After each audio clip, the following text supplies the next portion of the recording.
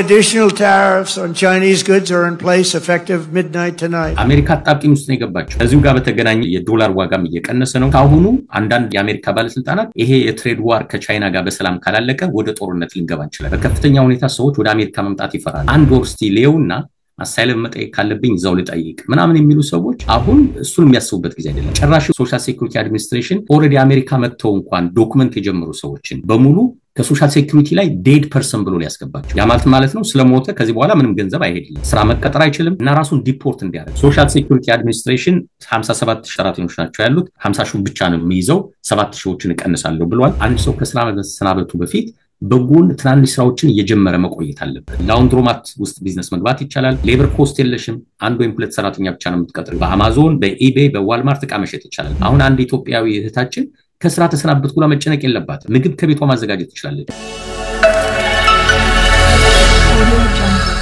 ሰላም እንደምን አላችሁ? ኪዲ ነኝ ከካናዳ።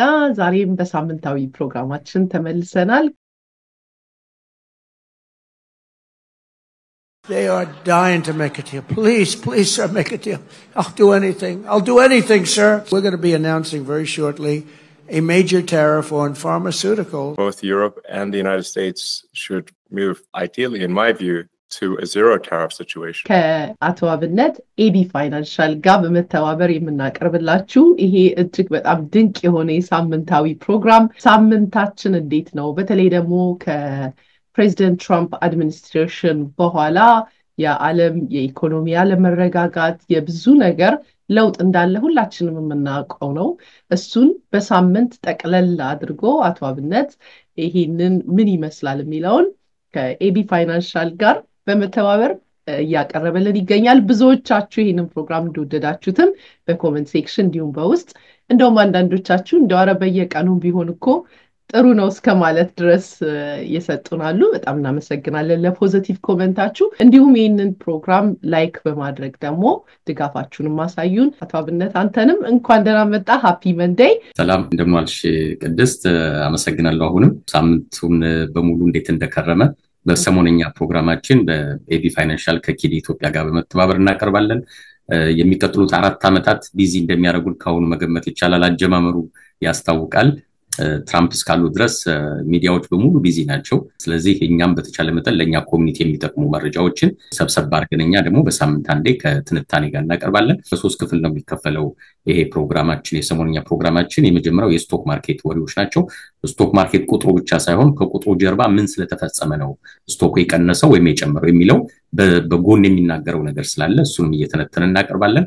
ዝርዝር የቢዝነስ ኢኮኖሚ የፋይናንስ ወሬዎችን አንዳንድ ደግሞ ማህበራዊ ጉዳይ ወሬዎችን ደግሞ በስፋት እንሄድባቸዋለን። በመጨረሻ ደግሞ አንድ ለመንገድ ፕሮግራማችን ዛሬ ቢዝነስ ላይ ነው የምናተኩረው። ወደ 5 የቢዝነስ አይዲያዎችን ሼር አደርጋለሁ። ስለዚህ ይሄን ፕሮግራም የሚጀምሩ ሰዎች በትዕግስት እስከ መጨረሻው ቢዘልቁበት ይጠቀማሉ ተስፋ አደርጋለሁ። ምናልባት ለማያውቁ ለመጀመሪያ ጊዜ ይሄን የሚከታተሉ አብነት አገኘው ተሰማ እባላለሁ። የምኖረው ኖርዝ ቨርጂኒያ የአንድ ልጅ አባት። ኢትዮጵያ ያለው ንግድ ስራ ኮሌጅ አስተማሪ ነበርኩ ወደ 10 አመት። እዚህ ሀገር ደግሞ ከመጣሁ በኋላ ወደ 11 አመት ብድር የሚሰጥ ተቋም ውስጥ የስደተኞች ብድር ፕሮግራም አስተባባሪ ሆኜ ስሰራ ነበር። በአሁኑ ሰዓት በኤቢ ፋይናንሻል በ29 ስቴቶች የላይፍ ኢንሹራንስ ኤጀንት ሆኜ እሰራለሁ። ቢዝነስ አማክራለሁ። በተለያዩ ስቴቶች ላሉ ሰዎች ማራኪ የሚባል ፕሮጀክት አለን። ሰዎች ስልጠና እንዲወስዱ፣ ስራ እንዲፈልጉ፣ ቢዝነስ እንዲጀምሩና ነን ፕሮፊት እንዲከፍቱ የሚያግዝ ስራዎችን እንሰራለን ማለት ነው። በጣም አመሰግናለሁ። እንግዲህ በጣም ኢንትረስቲንግ የሆነ ሳምንት አሳልፈናል። ትልልቅ ሰዎች ሐሳባቸውን የመቀየር ወይም የማፈግፈግ ነገር እንደ ኢላን ማስክ ተመልክተናል። ያልተጠበቀ ነው ሲሉ ብዙዎችም በሶሻል ሚዲያውም በዜናውም ሲቀባበሉት ተመልክቻለሁኝ። ሊብሬሽን ዴይ ካወጃችሁ ደግሞ ያው አሜሪካኖች 11 ቀናችሁ ነው ዛሬ። እንዴት እያረጋችሁ እንደሆነ እሱንም ብትነግረን ደስ ይለኛል። ስቶክ ማርኬት ውስጥ እንዴት ሰነበተ? እንዴት እያለ ነው ከሊብሬሽን ዴይ በኋላ? እንግዲህ ሳምንቱ እንዴት አለፈ የሚለውን ለመናገር ወደ ስቶክ ማርኬት ዜናዎቹ ልሄድና እንደምታዩ አረንጓዴ ነው ዛሬ። ዋው ያዝልቀው ሰሞኑን ጅዋጅዌ ነበር፣ የታሪፍ ጅዋጅዌ ነበር። ባለፈው ሳምንት በተገናኘንበት ጊዜ እንዳየሽው ቀይ ነበር በብዛት ታሪፉ ጸንቶ ነበር። በአጋጣሚ በማግስቱ ይሄ የባለፈው ሳምንት ዝግጅት ሮብ ነበር የተለቀቀው። ሮብ በተለቀቀበት ጊዜ አንድ አስደንጋጭ ነገር ተከሰተ። ፕሬዚዳንት ትራምፕ በታሪፉ ጸንተው ነበር፣ ምንም የሚመጣ ለውጥ የለም በታሪፉ ጸንቻለሁ ባሉበት ጊዜ አንድ አስደንጋጭ ነገር መልእክት ደረሳቸው ይሄው ምንድነው ጃፓን ቦንዷን እየሸጠች ነው የሚል ማለት ነው ለአሜሪካ ሁለት ትላልቅ አበዳሪ ሀገሮች አሉ በኋላ በስፋት እናያለን ጃፓን እና ቻይና ናቸው ጃፓን ተስፋ የቆረጠች ይመስላል በአሜሪካ ወደ $1 ትሪሊየን አበድራታለች ስለዚህ ቦንዷን መሸጥ ጀመረች የሚል መንገድ መልእክት ለፕሬዚዳንት ትራምፕ ይደርሳቸዋል ቦንድ መሸጥ ሲጀመር ክራይሲስ ውስጥ አሜሪካ መግባቱ አይቀርም ምክንያቱም ገንዘቡን መክፈል አለባት እሱ የቦንድ ማርኬቱን ባንዴ እንትን አደረገው ረበሸው በዛን ሰዓት ወጡና መግለጫ ሰጡ የሰጡት መግለጫ ምንድነው እንግዲህ ለ90 ቀን ፖዝ አድርገናል አሉ ሰኞ ዕለት ተስተውሽ ከሆነ ይሄን ገምተን ነበር ለ90 ቀን ፖዝ ካላረጉት በቀር የአሜሪካ ኢኮኖሚ መስቅልቅል ይላል ብለን ነበር እሳቸው ስቶክ ማርኬት ብዙም አላስተነገጣቸው እኛ የገመትነው እንደው ስቶክ ማርኬቱ ሲረበሽ የሳቸው ደጋፊዎች ሆኑ ብዙ ሪፐብሊካን ሀብታሞች አሉ ፕሬሸር አድርገውባቸው ሐሳባቸውን ቢቀይሩ ብለን ነበር ባልተገመተ አቅጣጫ ደግሞ ጃፓን ቦንዷን መሸጥ ሲጀምር የበለጠ ድንጋጤ ውስጥ ከተታቸው እሳቸውን ብቻ ሳይሆን አጠቃላይ ትሬጀሪ ዲፓርትመንትን የሚያስደነግጥ ዜና ነው የሆነው በዛ መሰረት ከሮብ ጀምሮ ከሮብ ማታና ሐሙስ ጀምሮ የስቶክ ማርኬት እንደገና መነቃቃት ጀመረ ማለት ነው ስለዚህ ሰሞኑን የጅዋጅዌ ጊዜ ነበር ሮብ ዕለት ታሪፍ ለ90 ቀን ፖዝ ተደርጓል 50 ሀገራት ለድርድር ተዘጋጅተዋል የሚል መልእክት ከዋይት ሃውስ በኩል መጣ በዛ መሰረት ሆም ብለን ነው ፖዝ ያደረግነው ተሸንፈን አይደለም የሚል ፊትን የማዳን አይነት ፌስ ሴቪንግ ይሉታል አይነት መልእክት ነው የመጣው ከፕሬዝዳንቱ የማይጠበቅ ቋንቋ ተጠቅመዋል ብዙ የዓለም ሀገራት they are kissing my ምናምን ብለው ጨርሰውታል የትኛውም ሀገር መሪ እንደዛ አይልም ምክንያቱም እንደዚህ አይነት ንግግር ያደረግሽ የአውሮፓን ሀገር መሪ ናብቲው አይመጣልሽም ቻይና በፍጹም የሚታሰብ አይደለም ይሄን ቋንቋ እየተጠቀምሽ ማለት ነው እንግዲህ ቅድም እንዳልኩት የጃፓን ቦንዷን መሸጥ መጀመሩ ነው ለዚህ አሜሪካን ድንጋጤ ውስጥ ያስገባት አርብ ዕለት የኤሌክትሮኒክስን ታሪፍ አንስቻለሁ አሉ ፕሬዚዳንት ትራምፕ እሱ ብዙ ታሪኩን ቀየረ ምክንያቱም ወደ 40 ምናምን ቢሊዮን ዶላር ዋጋ ያላቸው ኤሌክትሮኒክስ እቃዎች ከቻይና ይመጣሉ አፕል በ6 አውሮፕላን ነው ስልኮችን ጭኖ ወደ አሜሪካ የመጣው የቻይናው ታሪክ ኢፌክቲቭ ከመሆኑ በፊት ማለት ነው የአፕል ስቶክ ሜቢ አይ ዶንት ኖ በስንት ቢሊዮን ዶላር እንደወደቀ በአንድ ወር ውስጥ ማለት ነው ያን ያህል እንግዲህ ምን ያህል አሜሪካ እንዳልተዘጋጀችበት መታየው ያን ያህል ስቶኩ የአንድ ካምፓኒ ስቶክ ከወደቀ በኋላ ብዙ ኤሌክትሮኒክስ ካምፓኒዎች ስቶካቸው ከተጎዳ በኋላ ድንገት መጡና በቃ ታሪፉን እንዲያውም ኤሌክትሮኒክሱን ትቸዋለሁ ግራም ያጋባ ነገር ነው መጀመሪያ ለምን እንደሱ አይሉም ነበር አፕል በ6 አውሮፕላን እስኪያመላልስ ድረስ ስቶኩ በቢሊዮን ዶላር ሉዝ እስኪያደርግ ድረስ ከሚጠበቅ መጀመሪያውኑ ለኤሌክትሮኒክስ ፈቅደናል ሊሉ ይችላሉ ነበር ግን ደግሞ ደጋግመው የሚናገሩት በሂደት ኢን ዘ ሎንግ ራን አሜሪካ በሴሚኮንዳክተርና በኤሌክትሮኒክስ እና በፋርማሲዩቲካል ፕሮዳክቶች ራሷን መቻል አለባት በቃ አቋማቸው ዋናው ይሄ ነው ይሄ በጣም በጎ ነገር ነው ግን ይሄን ለማስፈጸም ታሪፍ ትክክለኛው መንገድ ነው ወይስ አይደለም የሚለው ነው የሚያጨቃጭቀው ወይ የሚያከራክረው ዞሮ ዞሮ ታሪፍ ትክክለኛው መንገድ ነው ካሉ ለተወሰነ ጊዜ ግን ኤሌክትሮኒክስ ላይ ታሪፍ አንጭንም ማለት ይችላሉ ነበር መጀመሪያ በደንብ ፕላን ተደርጎ ቢሆን ኖሮ እንግዲህ እንደሚታማው ምንድነው ይሄ ፒተር ነባሮ የተባሉት ሰውዬ ናቸው የዚህ ታሪፍ ዋና አቀንቃኝና ትራምፕን እየመከሩ ያሉት ሌሎች ኢኮኖሚስቶች በእሳቸው ዙሪያ ያሉት በዚህ ሐሳብ አይስማሙም ኢንክሉዲንግ ኤለን ማስክ አይስማሙም በዚህ ሐሳብ ሌሎቹ እንግዲህ ፕሬሸር ያደርጋሉ ይሄ ነገር ይቅር ይያሉ ማለት ነው ፒተር ነባሮ ደግሞ በጎን እየሄዱ ታሪፍ ዋና መሳሪያ ነው ቻይናን ምናንበረከከው በታሪፍ ነው ይላሉ እሳቸው ነው የሚሰሟቸው ከዛ ውጪ ግን ከሪፐብሊካን ፓርቲ ጀርባ ያሉ ምሁራን በሙሉ እንግዲህ ትራምፕ ስልጣን ሲወጡ ተዘጋጅተውበታል የሚባል ዶክመንት አለ ፕሮጀክት 25 የሚባል ለዛ በደንብ አስበውበት ቢሆን ኖሮ እንደዚህ ምስቅልቅል አይወጣም ነበር በተለይ ታሪፉ ጉዳይ ፕሬዚዳንት ትራምፕ ፒተር ነባሮን እየሰሙ ለመሆኑ አንድ ምልክት ነው ከሌሎች ሪፐብሊካኖች ቁጥጥር ውጪ እየወጣ ጉዳዩ መሄዱን ማለት ነው የኤሌክትሮኒክስ እና ሴሚኮንዳክተር ታሪፍ አንስቻለሁ ብለው ነበር አርብ ትናንት እሁድ ደግሞ ሌላ ሐሳብ መጣ አላልኩም አሉ በሚቀጥለው ወር ውስጥ ለፋርማሲዩቲካል እና ለኤሌክትሮኒክስ እና በተለይ ሴሚኮንዳክተር ካታጎሪ ውስጥ ነው ስልክ ምናምን የሚገባው በሴሚኮንዳክተር ካታጎሪ እና በፋርማሲዩቲካል ካታጎሪ ለየት ያለ ራሱን የቻለ ታሪፍ በሚቀጥለው ወር ውስጥ እናሳውቃለን እስከዛው ድረስ ግን ሆልድ እናደርጋለን ወይ ፖዝ አድርገናል የሚል ደግሞ ዛሬ ጧትና ትናንት ማታ ጀምሮ መወራት ተጀመረ ነገሩ በሙሉ በቃ መያዣ መጨበጫ የለው ግን አትሊስት ኤሌክትሮኒክስ አሁን ታሪፍ እየተቀበለ አይደለም ቦርደር ላይ ቃ ሲገባ ኤሌክትሮኒክስ እቃዎች ከሆኑ ታሪፍ እየተቀበሉ አይደለም በዛ መሰረት አትሊስት ስቶክ ማርኬት ትንሽ የመረጋጋት ነገር ይታይበታል እንደሚታየው ዶው ጆንስ ኢንዳስትሪያል አቨሬጅ 40294 ነው በአማካኝ የሚሸጠው ከሮብ ጀምሮ ነው ትንሽ የተነሳው እንጂ ቀይ በቀይ ነበር በቃ በ5 ቀን ካየነው 2.66 አትርፏል በአንድ ወር ውስጥ ካየነው 2.88 ከስሯል። በ6 ወር ካየነው 6.43% ሎስ ያሳያል። ይር ቱ ዴት ወይም አዲሱ ዓመት ከገባበት ጊዜ ጀምሮ ካየነው 5.29% ወደ 4 ወር ማለት ነው ኪሳራ ያሳያል። ግን አትሊስት ወደ $40,000 ገብቷል። ፕሬዚዳንት ትራምፕ ስልጣን ላይ ሲወጡ 44,000 ነበር የዶው ጆንስ አማካኝ ፖይንት።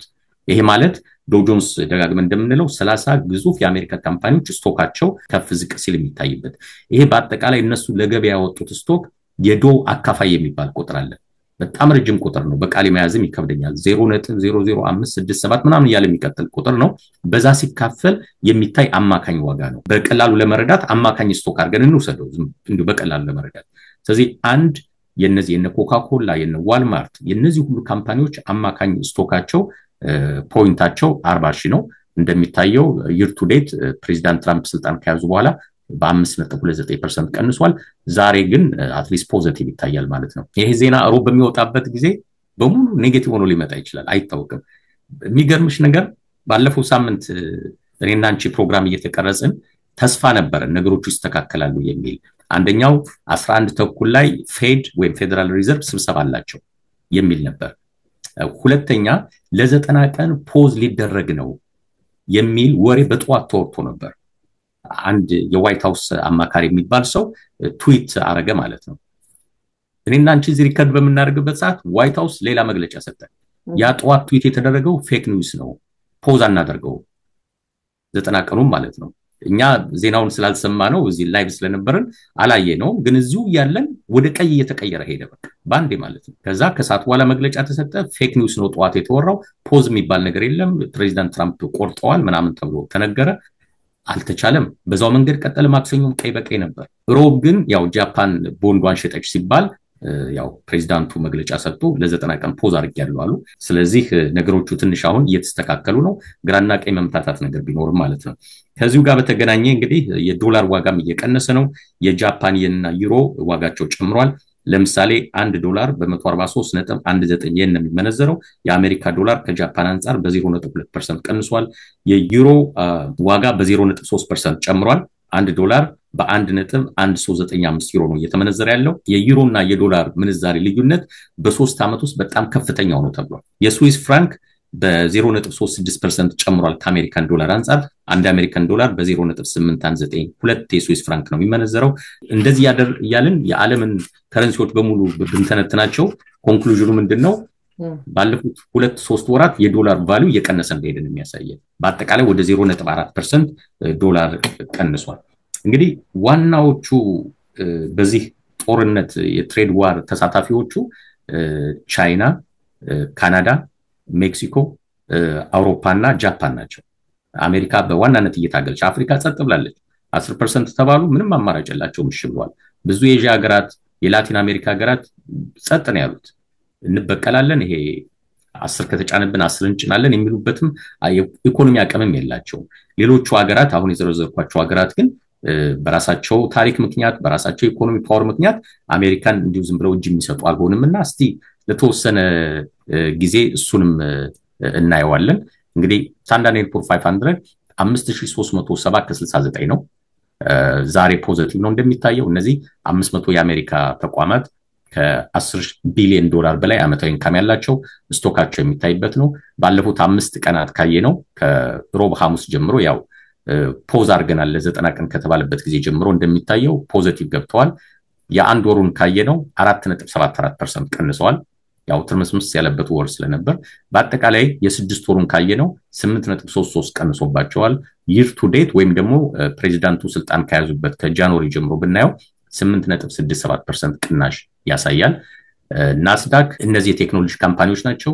ወደ አጠቃላይ ወደ 4000 ይደርሳሉ። ባንኮችም ፋይናንስ ካምፓኒዎችም ኢንሹራንሶችም እዚህ ውስጥ አሉበት። 16737 ነው።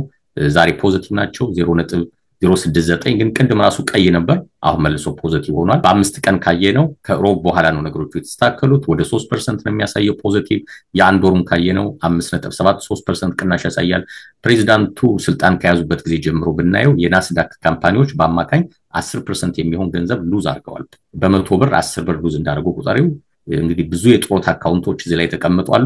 በዛው ልክ ገንዘባችን አተናል ማለት ነው። ከዛ ውጭ ሩሴል ስሞል ካፕ የሚባሉ አመታዊ ኢንካማቸው ከ2.5 ቢሊዮን ዶላር በታች የሆኑ ካምፓኒዎች በጣም ፍሌክሲብል የሆኑ ናቸው። የነሱ ስቶክም በዚህ ሳምንት ጨምሯል። ባለፈው ቀይ ነበር፣ በ5 ቀን ይሄን ያህል ጭማሪ ያሳያል። በአንድ ወር ውስጥ ግን 8.78% ከስረዋል። በ6 ወር ውስጥ 17% ነው ሉዝ ያደረጉት። በጣም ከባድ ነው። ፕሬዚዳንቱ ስልጣን ከወጡ ጀምሮ 16% ሉዝ አድርገዋል። ቪክስ ቺካጎ በሚገኝ ተቋም የሚወጣ ሪፖርት ነው። ባለፈው ሳምንት 51 ፖይንት ደርሶ ነበር።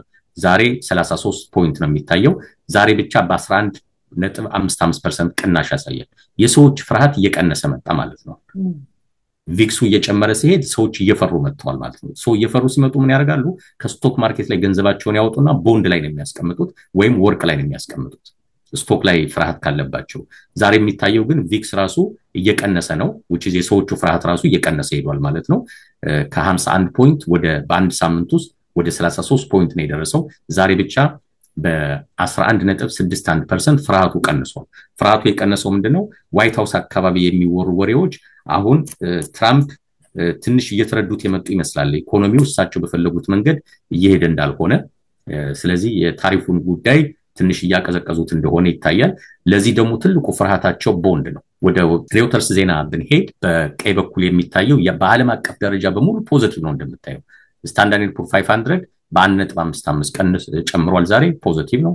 ይሄ ያው የአሜሪካ ዋና ኢኮኖሚ ጠቋሚ የሚባለው ይሄ ነው። የአውሮፓ ስቶክ ኢሮ ስቶክስ 50 የሚባለው 4918 ፖይንት ነው። ዛሬ ብቻ 2.74% ጭማሪ ያሳያል። የለንደን ኤፍቲሲ ኤስኢ 100 8136 ከ73 ሳንቲም ዛሬ ብቻ 2.17% ጭማሪ ያሳያል። ኒኪ 225 33982 ከ36 ነው። ዛሬ ብቻ 1.18። ባለፈው ሳምንት በሙሉ እነዚህ ቀይ ነበሩ። ከሮብ በኋላ የ90 ቀን ፖዝ አድርገናል ሲባል ነው እንግዲህ ወደዚህ የመጣው። ዩዥዋሊ ምንድነው ስቶኩ ሲጨምር ቦንዱ ይቀንሳል። ምክንያቱም ሰዎች ስቶክ ላይ ገንዘብ ማስቀመጥ ስለሚወዱ ከስቶክ ላይ የሚገኘው ወለድ ከፍ ያለ ወለድ ነው። ዩዥዋሊ 10 20 30% ሁሉ ሊገኝ ይችላል። የምታስታውሱ ከሆነ ከዚህ በፊት 2024 ላይ ስለ ኢንቨስትመንት በነበረን ዝግጅት ላይ የመጀመሪያው ኳርተር የገበያ ስቶክ ማርኬት ዋልማርት ብቻ በአንድ ኳርተር 28% ነው ገቢው የነበረው ወለድ ወይም እዛ ላይ ኢንቨስት ያደርጉ ሰዎች ያገኙት። ቦንድ ላይ በተመጨ 28% መቼም የሚገኝ ነገር አይደለም። ቦንድ ዩዥዋሊ የመንግስት ተቋማት ናቸው። ሚኒሲፓሊቲ፣ ከተሞች፣ ስቴቶች እና ፌደራል ገቨርንመንት በብድር መልክ የሚወስዳቸው ናቸው። በዋናነት ኮርፖሬሽኖችም ይወስዳሉ። በዋናነት ግን መንግስትና የሎካል የመንግስት አካላት የሚወስዱት ብድር ነው። ለምንድነው ብድሩን የሚፈልጉት? በኋላ በደንብ እናየዋለን። ለኮንስትራክሽን ሊፈልጉት ይችላሉ፣ መንገድ ለመስራት፣ ድልድይ ለመስራት ዋትኤቨር ፕላስ ሶሻል ሴኩሪቲ ቤኔፊቶች ከዚህ ነው የሚከፈሉት። የሜዲኬር ክፍያዎች ከዚህ ነው የሚከፈሉት። የተለያዩ ኢንታይትልመንቶች አሉ። በነፃ ምግብ ይሰጣል ለሰዎች፣ ቤት ይሰጣቸዋል፣ ኪራይ ይከፈልላቸዋል። ይሄ በሙሉ መንግስት ከራሱ ኪስ አውጥቶ ለመክፈል አቅም የለውም። ይሄን በሙሉ በቦንድ መልክ ወይም በብድር መልክ ነው የሚሰበስበው። ለነዚህ ደግሞ ዋናዎቹ አበዳሪዎች ጃፓን እና ቻይና ናቸው። በጣም ብዙ ነው። የአሜሪካ ብድር ወደ 36 ትሪሊዮን ይደርሳል። ከዛ ውስጥ ቻይና ወደ 800 ቢሊዮን አበድራለች። ጃፓን ወደ 1 ትሪሊዮን ዶላር አበድራለች። ባለፈው ሳምንት የመጣው ችግር ምንድነው? ልክ እንደዚህ ቀይ መሆን ሲገባው ቦንዱ ወይም የስቶኩ ተቃራኒ መሆን ሲገባው የቦንዱ ኢንትረስት ሬት በጣም እየጨመረ ሄደ። የቦንዱ ኢንትረስት ሬት እየጨመረ ሄደ ማለት ምን ማለት ነው? ወይም ይልድ ይሉታል፣ ወለድ ማለት ነው። ኢንትረስት ሬት እየጨመረ ሄደ ማለት ምንድነው? ባንዴ ዳምፕ ሲደረግባት አሜሪካ በቃ ጃፓን አልፈልግም ያበድርኩሽን ገንዘብ መልሽ ያለቻት ማለት ነው። ስትላት የአሜሪካ መንግስት ከኪሱ አውጥቶ የሚከፍለው ገንዘብ የለውም ያን ያህል ገንዘብ። ስለዚህ ምን ያደርጋል? ቦንዱን ለሽያጭ ያቀርበዋል። ግን በዛ ሰዓት ደግሞ የአሜሪካ መንግስት ላይ ያለው እምነት እየቀነሰ ስለመጣ ቦንዱን ለመግዛት ሰዎች ይፈራሉ። ምክንያቱም በዚህ አካሄዱ ከሄደ ትራምፕ ምን እንደሚደርስበት አይታወቅም፣ ወይም የአሜሪካ ኢኮኖሚ ምን እንደሚሆን ስለማይታወቅ ስቴብል ስለማይመስላቸው ብዙ ሰዎች የአሜሪካን ቦንድ መግዛት ያቀታቸዋል ወይም ፍላጎቱ አይኖራቸውም። ማስገደድ አይቻልም መቼም። በዋናነት ቦንድ የሚገዙት ትላልቅ ኮርፖሬሽኖችና መንግስታት ናቸው። መንግስታት ደግሞ እንደምታየው የአውሮፓ፣ የካናዳ ሀብታሞቹ መንግስታት አሁን አይፈልጉም አሜሪካ ላይ ገንዘባቸውን ማስቀመጥ አይፈልጉም። እንኳን አሜሪካና የነሱም ዜጋ ወደ አሜሪካ እንዳይሄድ ተጠንቀቁ እያሉ ነው ያሉት። ስለዚህ የአሜሪካ መንግስት ምንድነው ያለው አማራጭ? ሰዎች ቦንድ እንዲገዙትና ገንዘብ እንዲሰጡት ሶዛት ለጃፓን መልሶ እንዲከፍላት ማለት ነው።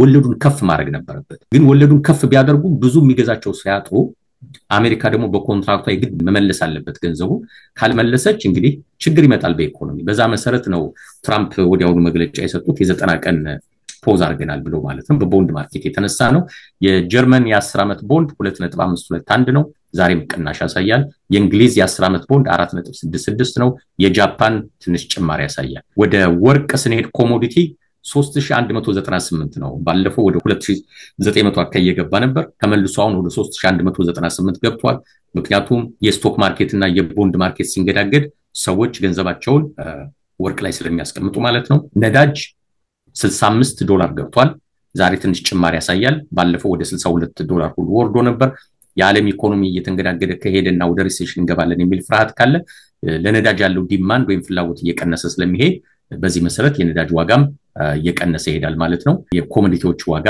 ይሄን ይመስላል በዚሁ ልጨርስ የስቶክ ማርኬት ዋጋዎች በጣም እናመሰግናለን አቶ አብነት የነበረውን የስቶክ ማርኬት የሳምንቱን ሁኔታ በዚህ መልኩ ስላቀረብክልን እናመሰግናለን ጥሩ ግንዛቤ ነው ከዚህ ጋር ተያይዞ እንግዲህ ባለሙያዎች የሚሰሩትን ፕሬዝዳንቱ አያውቁም ዝም ብሎ የመረበሽ ሁኔታና ይሄ በጥብጦ ከዛ በኋላ ይሄ የሚል አይነት አካሄድ ያለው ይመስላል ነገር ግን ፕሬዝዳንት ትራምፕ ለዚህ ምላሽ የሰጡት ታገሱን የምሰራውን አቃለው በሚል ፍለፊት ቀርበው የተናገሩትንም ተመልክተናልና ከዛ ጋር ተያይዞስ ምን ዜናዎች ይዘህልን መተሃል የተለያዩ አስገራሚ ሳምንቶች ነበሩ ብዙ ነገሮች መግቢያ ላይ እንደተናገርኩት ኢላን ማስክ ቀኝ እጃቸው የተባለውም ወደ ኋላ የማፈግፈግ ሁኔታ እንዲያውም ነፃ ትሬድ ቢኖር እስከ ማለት ተደምጧልና ዜናዎች እነዚህን ያማከሉ ነው ብዬ ተስፋ አደርጋለሁ ወደ ዜናዎቹ መግባት እንችላለን አመሰግናለሁ ቅድስት በጣም ብዙ ወሬዎች ናቸው ሰሞኑን ያሉት በዓለም አቀፍ ደረጃ ከኢኮኖሚም ከማህበራዊ ህይወትም ከቢዝነስም ጋር የተገናኙ ወሬዎች አሉ እነሱን እንግዲህ ላቅርባቸው ዋናው እንግዲህ ከኢኮኖሚ ጋር በተገናኘ ትልቁ አጣብቂኝ የገባው ከቻይና ጋር ያለው ሁኔታ ነው ታሪፍ ለ90 ቀን አቁም ያለው ቢሉ ኤክሴፕት ቻይና ነው ያሉት ቻይና ላይ ቀጥለዋል እንግዲህ በዚህ አጋጣሚ ደግሞ ቻይናም ዝም ብላ አልተኛችም የቻይና መንግስት ባለስልጣናት የዋር ታይም ፉቲንግ ይሉታል ልክ በጦርነት እንዳለ ሁኔታ ወይ ማግሪቱ ጦርነት ላይ እንዳለች እንዲዘጋጁ ባለስልጣናት ተነግሯቸዋል ዲፕሎማቶቹ በሙሉ በዓለም አቀፍ ደረጃ ያሉ ዲፕሎማቶች በየኤምባሲው ያሉ ዲፕሎማቶች የያገሩን ባለስልጣናት እንዲያነጋግሩ እና በአሜሪካ የታሪፍ ስርዓት ላይ ተቃራኒ አቋም እንዲይዙ በቃ እንዲቃወሙ መንግስታት እንዲያግባቡ ኃላፊነት ተሰጥቷቸዋል ወደ አሜሪካ እንግዲህ ስንመለስ የትራምፕ አስተዳደር የእንነጋገር ጥያቄ አቅርቧል በሚገርም ሁኔታ ነው ጥያቄው የቀረበው ሁለት ጥያቄ ነው ለቻይና የቀረበላት ኢንፎርማሊ ያው በባለስልጣናት በኩል በትራምፕ ሳይሆን በባለስልጣናት ትራምፕም ትንሽ ኢንዲኬት አድርገውታል አንደኛው እኛ በዓለም አቀፍ ደረጃ ታሪፍ ጭነናል ለረጅም ዓመት አሜሪካ ስትበደል ከርማለች አሁን የአሜሪካን ኢኮኖሚ ለማስተካከል ወስነናል ስለዚህ ቻይና በፍጹም የብቀላ ታሪፍ እንደገና እንዳትጭኝ እስከዛሬ ተበቀልሽን የጉዳሽን ይበቃሻል ይሄ ታሪፍ ብቻ ሳይሆን ነን ታሪፍ የሆኑ ሜጀሮች የከረንሲን በሚመለከት ኢምፖርት ሪስትሪክሽኖች ብዙ ነገር በመጠቀም አሜሪካን እየጎዳሻት ነበር ስለዚህ አሁን እንደገና እኛ ታሪፍ 30 ምናምን ስንጭንብሽ የብቀላ ታሪፍ ብለሽ እንዳትጭኝብን አንደኛ ማሳሰቢያ እሱ ነው ቻይና ግን አልሰማችም 34% ጭኛለሁ አለች ትራምፕ ተናደው 125 ጭኛለሁ አሉ ፕላስ ከይሄ ከፌንቲኖል ምናምን ከእንደዚህ አይነት ከእጾች ጋር በተገናኘ 20% ተጭኖባት ስለነበር 50 + 20 ሲጫን 145% ታሪፍ ጭኛለሁ አለች ቻይናም ዝም አላለችም እኔም ተጨማሪ 50% በመጫን 125% አድርጌዋለሁ ከቀዳሚ ጀምሮ ከአሜሪካ የሚመጡ ዕቃዎች በሙሉ 125% ታሪፍ ይከፍላሉ አለች ትራምፕ ተናደዋል በዚህ እንግዲህ አንደኛው ይሄ ነው ብቀላ እንዳታረጉ የሚል አልሰሟትም ስለዚህ ቻይና እንደሌላው ሀገር ዝም ብላ የምትሰማ እንዳልሆነች እያሳየች ነው ሁለተኛው ዲፕሎማቲክ ጨዋታው ቀደም እንዳልኩት ስሙን እሳቸው እንደተናገሩት መናገር ይከብደኛል የዓለም ሀገራት በሙሉ ዳር ኪሲንግ ማይ ምናምን ብለው ጨርሰዋል የማይባል ነገር ነው በዲፕሎማሲ ግን እሳቸው በቻይና ይሄ ሳይኮሎጂ ቻይና ህዝብ ባለው ሳይኮሎጂ ኮሙኒዝም ፕሬዝዳንቱ እንዴት እንደሚፈሩ ሰሜን ኮሪያ ቻይና እዛ አካባቢ ኮሙኒዝም ማይንድ ሴታፕ በጣም ከባድ ነው እንደዛ አይነት ፕሬዝዳንት እንደዚህ እየተባሉ ኪስ ማይ ምናምን እየተባሉ ስልክ ደውሎ የሚያነጋግሩበት ምንም አይነት አማራጭ አይሰጣቸውም ኖቱን ለመናገር ስለዚህ እሳቸው ምንድነው የተባሉት ለዋይት ሃውስ ደውላችሁ ፕሬዝዳንቱን ማነጋገር እንፈልጋለን ብላችሁ ቀጠሮ ያዙ ነው የተባሉት የሚፈልገው ቻይና ደውላ ትራምፕን ላነጋግራለች የቻይናው ፕሬዚዳንት ለዲፕሎማሲ እንደ ትልቅ ድል ስለሚቆጠር ማለት ነው። እሳቸው አላረገውም አሉ፣ አልደውልም አሉ። ሁለት ጥያቄ ነበር አሜሪካ ያቀረበችው፣ ሁለቱንም ውድቅ አድርገውባታል። እንዲያውም እነሱ ቻይኖቹ የሚያደርጉት አሁን ሰሞኑ የቻይና ሶሻል ሚዲያ በሙሉ በቫይስ ፕሬዚዳንት ጄዲ ቬንስ ላይ ነው እየተሳለቁ ያሉት። እሳቸው ባለፈው የምታስታውሽ ከሆነ የዩክሬን ፕሬዚዳንት ዋይት ሃውስ በመጡበት ጊዜ ፕሬዚዳንት ትራምፕ ቢሮ ዋይት ሃውስ እና ቫይስ ፕሬዚዳንቱ ባሉበት ሰዓት ቫይስ ፕሬዚዳንቱ በቃ ከፍ ዝቅ ነበር ያደርጓቸው። ያውም እሳቸው ቫይስ ፕሬዚዳንት ናቸው፣ ፕሬዚዳንት አይደሉም። በዛ በኩል ደግሞ የአንድ ሀገር ፕሬዚዳንት ነው ያሉት እና አንድ ቫይስ ፕሬዚዳንት የሌላን ሀገር ፕሬዚዳንት በዛ ቋንቋ መናገር አይቻልም። እንደው ትራምፕ እንኳን ቢናገሩት ኢትስ ኦኬ፣ ፕሬዚዳንቱ ቱ ፕሬዚዳንት ናቸው፣ ተመሳሳይ ፖዚሽን ናቸው። ቫይስ ፕሬዚዳንት ግን እንደዛ ደፍሮ መናገሩ ታንኪዋት አላልካቸውም፣ ዋይት ሃውስን ንቀሃል ምናምን የሚል ከባድ ንግግር የተናገሩት ሰውዬ ሰሞኑን ደግሞ ቻይና ላይ ሌላ ነገር ተናግረው ነበር። ፒዛንቶች ናቸው ቻይኖች፣ ምርትም የምንገዛው በፒዛንቶች የሚሰራው ነው ምናምን ብለው ተሳልቀው ነበር። መጀመሪያ የቻይና ሚዲያዎች በመንግስት ቁጥጥር ስር ያሉ ሚዲያዎች በሙሉ አራገቡት ይሄን ዜና። ተሰደብን፣ ተዋረድን፣ በአሜሪካ ተዋረድን። የነሱ የሳይኪክ በጣም ከባድ ነው፣ የኮሙኒዝም ከባድ እንትን ስለሆነ ፕሮፓጋንዳ ስለሆነ ህዝቡ በሙሉ ባንዴ በቃ ወሬ የሚያደርገው ቫይስ ፕሬዚዳንቱ ነው። በመሃል ላይ የሳቸው አንድ ፒክቸር ወጣ። ቫይስ ፕሬዚዳንቱ ኩል ይቀባሉ፣ አይናቸውን ኩል ይቀባሉና በቃ መቀለጃ ሆኑ ማለት ነው። በቻይና ሶሻል ሚዲያ ፕላትፎርሞች በሙሉ መቀለጃ ሆኑ። የዩክሬኑ ፕሬዚዳንት እንደዛ ስትሳደብ በትራምፕ ፊት ማስኩሊን ይሄ ጀግና ነኝ የሚል ነገር ለማሳየት ትሞክራለህ፣ ውስጥ ጓዳ ገብተህ ግን ኩል ትቀባለህ ምናምን እያሉ ማለት ነው። እና በቃ መሳለቂያ ያደረጉት። አሁን ምንድነው ቻይና ማድረግ የምትችለው ተብሎ እየተፈራ የነበረው ካለፈው ሳምንት ጀምሮ 4-5 ነገሮች ናቸው። አንደኛው ቦንዷን ትሸጣለች ነው። 859 ቢሊዮን ዶላር ቦንድ አላት። ቦንዷን ባንዴ ከዘረገፈችው በቃ ለአሜሪካ ገንዘብ ይመልሽልኝ ካለቻት 859 ቢሊዮን ዶላር አካውንቷ ላይ አሜሪካ አይኖራትም ለመክፈል። በህግ ደግሞ ትጠየቃለች። ካልሆነ የአሜሪካ ስታተስ ዳውንግሬድ ይደረጋል። ምናልባት አሁን ትሪፕል ኤ ከሆነ ምናልባት ቢቢቢ ወይም ወደ ሲ ሁሉ ሊያወርዱት ይችላሉ ይሆናል አላውቅም። እንደዛ ከሆነ የትኛውም ሀገር ለአሜሪካ ብድር አይሰጣትም ማለት ነው። የአሜሪካን ቦንድ አይገዛም ማለት ነው። ለስማቸው መጠንቀቅ አለባቸው። ይሄ በጣም ትልቅ ውርደት ስለሆነ በአሜሪካ ታሪክ ወደ ቢ ወደ ሲ ወርዳ አታውቅምና ድንገት ቻይና ወይ ዛሬ ወይ ነገ ወይ በዚህ ሳምንት የሆነ ሰዓት ላይ ቦንዴን ክፈሉ ብላ ከጣለችው የአሜሪካ ኢኮኖሚ እንደገና መናጋቱ አይቀርም። እሱ በጣም ያስፈራል። አንድ ሁለተኛ ፓተንት ራይት ህጓን ልትሽር ትችላለች ወይም ደግሞ አፈጻጸሙን ልትተው ትችላለች። አሁን ሰሞኑን የሚወራው እንደዛ በጥብቅ እየተቆጣጠረችው አይደለም። ማንኛውም የቻይና ፋብሪካ የፈለገውን ዕቃ ማምረት ይችላል። በህጉ ክልክል ነው፣ ግን ፖሊሶች ሄደው ቼክ አደረጉ። ካምፓኒዎችም አይቀጡም። ሆን ብላ እንዳላየች ታልፈዋለች ማለት ነው። እሱን ካደረገች ምንድነው ቺፕ የሆኑ ፕሮዳክቶች ኢቭን አይፎን ሊሆን ይችላል ቺፕ በሆነ መንገድ ቻይና ተሰርቶ አፍሪካን ሊያጥለቀልቀው ይችላል በርካሽ ዋጋ። ስለዚህ የአሜሪካን ቢዝነስ በጣም ይጎዳል እሱ ከሆነ ማለት ነው። ሶስተኛው ሬር እርዝ ሜታል የሚባሉ አሉ። ለየት ያሉ ሜታሎች ናቸው። በአጠቃላይ 17 ይሆናሉ። ከዛ ውስጥ እንግዲህ በዓለም ደረጃ 99%ን የምታመርተው ቻይና ናት። ሬር እርዝ ሜታሉ ከሌላ ሀገርም ሊመጣ ይችላል፣ ግን ፕሮሰስ ማድረግ አይቻልም፣ ከባድ ነው። ቪየትናም ነበራት አንድ ፕሮሰስ ሪፋይን የሚያደርግ ቴክኖ ካምፓኒ ነበራት፣ በታክስ ምክንያት ተዘግቷል። እና ቻይና ኦልሞስት በሞኖፖሊ ይዟለች ሬር እርዝ ሜታል። ኤሌክትሮኒክስ መኪና ላይ፣ ስልኮቻችን ላይ፣ ቴሌቪዥን፣ ሁሉም ኤሌክትሮኒክስ እቃዎች ላይ የተለያየ ካራክተር ያላቸው ሬር እርዝ ሜታል የሚባሉ አሉ። እነሱ አፍሪካ ውስጥ ሊኖሩ ይችላሉ አሉ፣ ግን ፕሮሰስ የሚደረግበት ቴክኖሎጂ ያለው ቻይና ውስጥ ብቻ ነው። ስለዚህ ዛሬ ከጠዋት ጀምሮ የተነገረው ምንድነው ወደ አሜሪካ እንዳይላክ አግዳለች የሚል ነው። በቃ ትልቁ የቻይና መዋጊያ ኤሌመንት ይሄ ነው። which is ከዚህ በኋላ አሜሪካ ያሉ የመኪና አምራቾች መኪና ማምረት አይችሉም ማለት ነው፣ ያቆማሉ። ይሄን ቻይናን አስገድደሻት የምትቀበያት ነገር አይደለም። ፎርድ፣ ቼቭሮሌት እና ሌሎች የአሜሪካ ካምፓኒዎች ይሄ ማቴሪያል ከቻይና ካልመጣላቸው በቀር አሜሪካ ምን ታደርገዋለች? 4 ጎማ ብቻ ስላለው መኪና ይሽከረከርም። አሁን በሙሉ የቴክኖሎጂ ፕሮዳክት ሆነዋል መኪኖች ራሳቸው። በኮምፒውተር ነው የሚሰሩት ብዙዎቹ። ሴሚኮንዳክተሩን ቺፕ ከሌላቸው ምንም ነገር ማድረግ አይቻልም መኪና። ስለዚህ ዛሬ ነው እንግዲህ ቻይና ይሄን የተናገረችው፣ ሬር እርዝ ሜታል ወደ አሜሪካ እንዳይሄድ አግጃለሁ ብላለች። ኒውዮርክ ታይምስ ዘግቦታል፣ ሌሎችም ዜናዎች እየዘገቡት ነው። በአሜሪካ በኩል የሚወሩት አንዳንድ ወሬዎች ያሳዝናሉ። ይሄ የትሬድ ዋር ከቻይና ጋር በሰላም ካላለቀ ወደ ጦርነት ልንገባ እንችላለን የሚል ነገር ማለት ነው። የአሜሪካ ኮንፊደንስ ምንድነው? ቻይናና አሜሪካ በጣም ሰፊ ርቀት ስላላቸው ጦርነት ከተጀመረም ጦርነቱ የሚደረገው ቻይና መሬት ላይ ነው። ለምንድነው እንደዛ የተባለው? አሜሪካ በጣም ብዙ የጦር አውሮፕላን ተሸካሚ መርከቦች አሏት። ስለዚህ እነዛም መርከቦች በሙሉ ወደ ቻይና ነው የምታንቀሳቀሰው።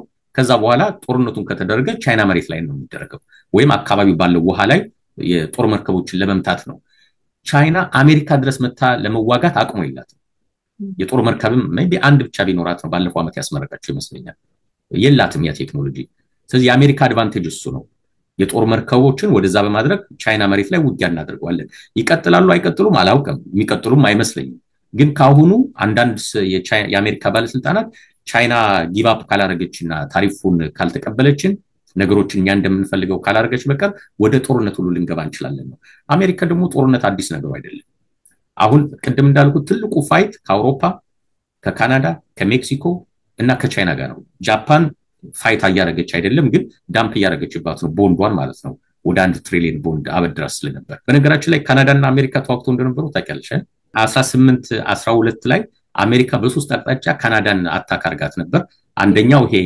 ዲትሮይት ወንዞ አለ በዲትሮይት ከተማ ያሉ በዛ በኩል የትኛው ከተማ እንደሆነ አላቅም የካናዳ ይታያያሉ ባለፈው ሰላማዊ ሰልፍ ነበር ላስት ዊክ ነው ምናምን ሁሉም ትራምፕን በመቃወም በካናዳ በኩል ያሉት የካናዳ ባንዲራ ይዘው በአሜሪካ በኩል ያሉት የአሜሪካን ባንዲራ ይዘው ድጋፋቸው ሲሉ ነበር ያቺን ወንዝ ተሻግራ አሜሪካ ካናዳን 18 12 ላይ አታክ አርጋት ነበር ሁለተኛው ይሄ ኒያግራ ወንዝ ላይ በሱ በኩል እንደገና አታክ አርጋት ነበር እንደገና ሌክ ሻምፒዮን ነው ምናምን የሚባል በኒውዮርክ ስቴት በኩል አታክ አርጋት ነበር ለሁለት ዓመት አከኝ ተዋጉት ለሁለት ዓመት ተዋግተው በ18 14 ላይ አውሮፓ ሄደው ተደራድረው ነው ሁለቱም ወደ ነበሩበት ፖዚሽናቸው እንዲመለሱ ተስማሙ ከዛ በኋላ ያው ቦርደሩ ተሰመረ ማለት ነው ፕሬዚዳንት ትራምፕ ባለፈው ትንሽ ነገር የነካኩ ነበር የሆነ ሰው መጥቶ በማስመሪያ ያሰመረው ቦርደር ስለሆነ አልቀበለውም የሚል ነገር እየተናገሩ ነበር ተመልሰው እንደገና ወረራ ቢያደርጉ ባይናው አሜሪካ እንደምታሸንፍ መቼም መገመት ይቻላል ምናልባት ያኔ እንግሊዝ ነበረች ቅኝ ገዢ የካናዳና ቴክኒካሊ ጦርነቱ በካናዳ ቢሆንም ከጀርባ እንግሊዝ ስላለች የእንግሊዝ የጦር መሳሪያና የአሜሪካ የጦር መሳሪያ ነው የተዋጋው ማለት ይቻላል አሁን ግን ካናዳ ብቻውን ነው ፋይት የምታረገው አሜሪካን ፋይት ማድረግ የምትችል አይመስለኝም የኔ ግምት ነው ግን ትራምፕ ካሁኑ መስመሩ እንደገና ይሰመርልኝ ያሉ ነው ካናዳም ቢካለች ምን ይሆናል እንግዲህ የምናየው ይሆናል ሌላው ሜክሲኮ ነው የሚያሰጋው የሜክሲኮ መንግስት ያን ያለው ከአሜሪካ ጋር ለመዋጋት አቅሙ የለው ባይ ዘ ዌይ የሜክሲኮ ጦርነት 2 ዓመት የቆየ ነው 1846 ምናምን አካባቢ ቴክሳስ ከሜክሲኮ ትገነጠልና ነፃ ትወጣለች ያኔ የአሜሪካ መንግስታት ስቴቶቹ ይሰባሰቡና ቴክሳስን እንቆጣጠራት ወይ ብለው ይነጋገራሉ በድምጽ ብልጫ ያሸንፉና ቴክሳስን ሄደው ይቆጣጠሯታል ያኔ ሜክሲኮ ተናደድና ቴክሳስ ኮኔ መሬት ናት ብላ ጦርነቱ ስትገባ አልቀረላትም 2 ዓመት ተዋግተው ሜክሲኮን ያሸንፏታል ሜክሲኮን ሲያሸንፏት ግን በሚገርም ሁኔታ ልክ እንደ ጃፓን ጦርነት በኒውክሌር ቦምብ እንዳንበረከከቻት አሜሪካ ያስፈርሟት ምንድነው አይደለም ቴክሳስን ብቻ አይደለም ካሊፎርኒያን ኔቫዳን ኒው ሜክሲኮን ኡታህን እነዚህን በሙሉ ለአሜሪካ ሳልፋ እንድትሰጥ ተስማማች ካልሆነ ሙሉ ሜክሲኮ ሊያጠፉባት ነው በቃ ሙሉ ሀገሩ ሁሉ ታረቀው ስለዚህ አሁን በዌስት በኩል የምናገኛቸው ትላልቅ ስቴቶች ካሊፎርኒያ ኔቫዳ ኡታህ አሪዞና እና ኒው ሜክሲኮ በሜክሲኮ ውስጥ የነበሩ ሀገራት ናቸው ግዛቶች ነበሩ ያኔ በ1846 እስከ 48 በነበረው ጦርነት ነው አሜሪካ የተቆጣጠረቻቸው የአሜሪካ ግዛት የሆኑት ማለት ነው አሁንም ልባቸው ዳንዳር ሚል ናቸው ባለፈው ሳምንት የካሊፎርኒያው ገቨርነር መግለጫ አውጥቶ ነበር እኛ በአለም 5ኛው ትልቁ አምራች ሀገር ነን በጂዲፒ ደረጃ እንደ ሀገር ከታየን አሜሪካ ከካናዳ ምናልባትም ከአውሮፓ አንዳንድ ከእንግሊዝ እና ከጃፓን ከቻይና ምናልባት ቀጥሎ እንደ ሀገር ከወጣች ካሊፎርኒያ በአለም 5ኛው ግዙፍ ሀገር ትሆናለች ስለዚህ የአሜሪካ ፌደራል መንግስት ታሪፍ ምናምን ቢጭን እኔን አይመለከተኝም ከያንዳንዱ ሀገር ጋር የራሴን ዲል አደርጋለሁ የሚል ነገር እየጀመሩ ነው ቴክሳስ ብዙ ጊዜ ታጉረመርማለች ነፃ መውጣት ፈልጋለሁ ያለች ማለት ነው ስለዚህ እንደነዚህ አይነት የኢኮኖሚ ችግሮች መልሶ ደግሞ ለአሜሪካም ጥሩ ላይሆኑ ይችላሉ በአጠቃላይ እንግዲህ ትሬንዱ ከቻይና ጋር ያለው ይሄን ይመስላል አሜሪካ አጠቃላይ ብድሯ 33.1 ትሪሊየን ዶላር ነበር በዲሴምበር 2023 ከዚህ ውስጥ 26.5 ትሪሊየን ዶላሩ ከፓብሊክ ወይም ከመንግስታት የተበደረችው ነው 12.1 ትሪሊየኑ ግን እዛው ኢንተርጋቨርንመንታል ነው አንደኛው ዲፓርትመንት ለሌላው የሚያበድረው ነው ይሄ ብድር ባለፈው አመት 2024 ግን ወደ 36 ትሪሊየን ዶላር አድጓል ማለት በአንድ አመት ውስጥ ወደ 3 ትሪሊየን ዶላር እዳ ጨምራለች አሜሪካ ማለት አሜሪካ አጣብቂኝ ውስጥ ነው የገባችው ዓለምን በሙሉ በታሪፍ አንጫጫለው ብትልም እሷም ራሷ በከፍተኛ ሁኔታ ተበዳሪ ሀገር ናት ስለዚህ ከቻይና እና ከጃፓን እንዲሁ ዝም ብላ ፋይት የምታረግ አይመስለኝም በራሷ ሰዓት ችግር ውስጥ ልትገባ ትችላለች ጃፓን ቅድም እንዳልኩት ወደ $1 ትሪሊየን ነው ለአሜሪካ ያበደረቻት ቻይና 859 ቢሊዮን ዶላር አካባቢ ነው ያበደረቻት ብድር የሰጠቻት ማለት ነው እንግዲህ ስለ ኢኮኖሚው ይሄን ያዝላርክ በኋላ መለስበታለሁ ግን ሌሎች ዜናዎች አሉኝ ብሪቲሽ ፔትሮሊየም ወይም BP የሚባለው በአሜሪካ ገልፍ ኦፍ ሜክሲኮ በጣም ከፍተኛ የሆነ ነዳጅ ክምችት አግኝቷል በዚህ መሰረት በለንደን ስቶክ ነው የሚሸጠው የBP ስቶክ ዛሬ ብቻ በ4.72% ጨምሮለታል ሶ አንድ ስቶክ ሲጨምር አንድ የሆነ የሚያሳየው ነገር አለ ሰዎች የዛን ስቶክ የሚገዙበት አንድ ዜና ሰምተዋል ማለት ነው እና ስቶክ ወይስ የለንደኑ ጨምሮ ከታየ አንዱ ምክንያት አሜሪካ ከፍተኛ ነዳጅ መገኘቱ ነው ነዳጁን ደግሞ ያገኘው BP ነው ወርቅ 3200 አካባቢ ነው ዛሬ ቅድም የሚያሳየው 3100 ነበር በየሰዓቱ ይቀየራል በአንድ ኦውንስ ማለት ነው ጎልድማን ሳችስ የሚባለው ትልቁ የአሜሪካ ፋይናንስ ተቋም በአጭር ጊዜ ውስጥ በዚህ አመት ውስጥ ወርቅ ወደ 3700 ያድጋል በአንድ ኦውንስ የሚል ፕሬዲክሽን ሰጥቷል እንደሚታወቀው ስቶክ ማርኬቱ ተርሞይል እንደዚህ ከፍ ዝቅ ሲል ቦንዱ ከፍ ዝቅ ሲል ሰዎች ገንዘባቸውን ያወጣሉ ሰዎች ብቻ አይደሉም ትላልቅ መንግስታት ናቸው ወርቅ እየገዙ ያሉት ግለሰቦች ብቻ አይደሉም መንግስታት ገንዘባቸውን የት ነው ማስቀምጠው ድሮ ቦንድ በጣም ሴፍ ነበር የአሜሪካ ቦንድ አይ ቲንክ ከ75% በላይ የዓለም ካፒታል ማርኬት የአሜሪካ ስቶክ እና ቦንድ ላይ ነው የነበረው ሁሉም የዓለም ሀገራት በሙሉ የአሜሪካን ቦንድ ይገዛሉ ሴፍ ነው ስለሚባል አሁን ባለው አካሄድ ግን ትሬንዱ ጥሩ ስላልሆነ ሰዎች ወርቅ ላይ ገንዘባቸውን ማስቀመጥ ይመርጣሉ የሚል ነገር አለ የፔንሲልቬኒያ ገቨርነር የፊላደልፊያ ዋና ከተማ ነው አገረ ገዢው ቤት ሰሞኑን ተቃጥሏል ከትናንት ወዲያ ነው ሌሊት በተኙበት ነው ያቃጠሉት ሰውዬ አንድ 38 አመት ጎልማሳ ነው እንግዲህ በቁጥጥር ስር ውሏል ፖለቲካው እንደዚህ ጡዘት ውስጥ እየገባ ነው ሪፐብሊካን እና ዲሞክራት ሽኩቻው ዝም ብሎ በፖለቲካል ሳይንስ መሰረት ሪፐብሊካን ምንድነው የሚያምኑት ዲሞክራቶች ምንድነው የሚያምኑት ከሚለው ውይይት አጀንዳ አልፎ በጠላትነት የሚታዩበት ደረጃ ላይ ደርሷል ሰዎች በተኙበት ማቃጠል መደብደብ በቃ አስቸጋሪ ነገር ውስጥ እየገባ ነው የአሜሪካ ፖለቲካና ኢትዮጵያኖችም አንዳንድ ሲከራከሩ ሰሚያቸዋለሽ ሪፐብሊካን እና ዲሞክራት ደጋፊ ሆነው አንዳንዶቹ የሚያስቆ ክርክሮች ናቸው ልክ ኢትዮጵያኖች ስለ ፖለቲካ ስንከራከራው በጎሳ እንደምንከራከረው አይነት የአሜሪካውን የጎሳ ክርክር ሊያደርጉት ይፈልጋሉ እንደሱም ሆነ የአሜሪካ ፖለቲከኞች አሁን በሃይ ሌቭል በሆነ ኢኮኖሚክ እና ፖለቲካል አጀንዳ ላይ መከራከሩን ትተው ይሄው እሳት ወደ ማቃጠል ደረጃ ሄደዋልና አስቸጋሪ ሆኗል የቴክሳስ መንግስት አንድ ቢል አውጥቷል ያወጡት ምንድነው ከዚህ በኋላ የትራንስጀንደር አይደንቲቲ የሚባል የለም ብለዋል ይሄ ሌዝቢያን ጌይ የሚሉትን ምንም ሊያረጉት አልቻሉ አብዛኛው ህዝብ እዛው ስለገባባቸው ምንም ሊያረጉት አልቻሉ ትራንስጀንደርን በሚመለከት ግን አዲስ ህግ አውጥተዋል የትራንስ ምንድነው የሚሉት ጀንደር አይደንቲቲ ፍራውድ የሚል ህግ ነው ወጣበት አንድ ሰው ሲወለድ ከተሰጠው ጾታ ውጪ ነኝ ብሎ ከተናገረ በጽሁፍ በድምጽ ከተናገረ የጀንደር አይደንቲቲ ፍራውድ ፈጽሟል እና እስከ 2 አመት ይታሰራል የሚል ህግ አውጥተዋል እና ይሄ ትራንስጀንደር የሚባሉ ሰዎች አሉ ወንድ ናቸው ግን ራሳቸውን እንደ ሴት መታየት የሚፈልጉ ቀሚስና የሚለብሱ ወይም ሴት ናቸው እንደ ወንድ የሚታዩ እግር ኳስ ላይ ይጫወቱ ሩጫ ላይ ይጫወቱ የሚል ክርክር ነበር አይደለም አሁን ግን ቴክሳስ ውስጥ ያለ ሰው ነኝ ብሎ ራሱ ከተናገረ እስከ 2 አመት ሊታሰር ይችላል ማለት ነው እና ሪፐብሊካኖች በጣም እንደዚህ ጥብቅ ናቸው ብዙ ኢትዮጵያውያን ሪፐብሊካን አንዱ ከሚደግፉበትና ከሚመርጡበት መንገድ አንዱ እንደነዚህ አይነት ጉዳዮች ናቸው ከተለየ ከጌይ ራይት አንፃር የኛ ኮሚቴ በጣም ይፈራልና እሱም አንድ ወሬ ነው በዚህ ሳምንት ከተነገረው ውስጥ ሎስ አንጀለስ ካውንቲ $4 ቢሊዮን ለመክፈል ተስማምቷል ይሄ ካውንቲ ለምንድነው የተስማማው የምታስተውሽ ከሆነ ባለፈው ሳምንት ስለ ዊል ኤንድ ትረስት ስናወራ ለልጆቻችን አሳዳጊ ማስቀመጥ አለብን እኛ ከሞትን ማን ነው ልጆቻችን የሚያሳድግልን የሚል ነውና ሎስ አንጀለስ ካውንቲ ውስጥ እስር ቤት አለ የጁቬናል ወይም የልጆች የወጣቶች እስር ቤት ፕላስ ፎስተር ኬር አለ ካውንቲው የሚያስተዳድረው ሶ ምንድነው የሚያደርገው እዛ ፎስተር ኬር ላይ ወላጆች የሞቶባቸው ህፃናት መጠጥ ይሰጣቸዋል ድራግ ይሰጣቸዋል መጠጥ ውስጥ ድራግ ከተሰጣቸው በኋላ ስፔሻል ሩም የሚባል ቦታ አለ ወደዛ ይወሰዳሉ ትላልቅ ሰዎች አሉ ምናልባት ሀብታሞች ናቸው ገንዘብ ከፍለው እዛ ሄደው ከነሱ ጋር ያው ይጫወታሉ ማለት ነው ያው ይጎዳቸዋል ህፃናት ናቸው ብዙዎቹ ወላጆቻቸው የሞቶባቸው ማክላረን የሚባል ቺልድረን ሴንተር የሚባል አለ ፎስተር ኬር ነው ይሄ እና ሌላ ደግሞ የዲቴንሽን ሴንተር አለ እዛ ጋር የተጎዱ ሰዎች ክስ ከሰሱ በዚህ መሰረት ካውንቲው ጥፋተኛ ነው ብሎ ተቀበለ $4 ቢሊዮን ለመክፈል ተስማማ ካሊፎርኒያ አዲስ ህግ አወጣች ዩዥዋሊ በ10 አመት ውስጥ ካልከሰሽ በቀር ክስሽ ተግባራዊ ፍርድ ቤቱ አይቀበለውም ካሊፎርኒያ ግን እስከ 1959 ወደ ኋላ ተመልሳችሁ መክሰስ ትችላላችሁ ተባሉ አሁን በሽምግልና ደረጃ ያሉ አንደኛው ግለሰብ 58 አመታቸው ነው ሸርሊ ራድኪን የሚባሉ ሰውዬ እሳቸው ዋና ከሳሽ ናቸው በህፃንነቴ እንደዚህ ፎስተር ኬር ነው ምናምን ገብቼ ተጫውተውብኛል በሚል ክስ ከሰው ካውንቲው ወደ $4 ቢሊዮን ለመክፈል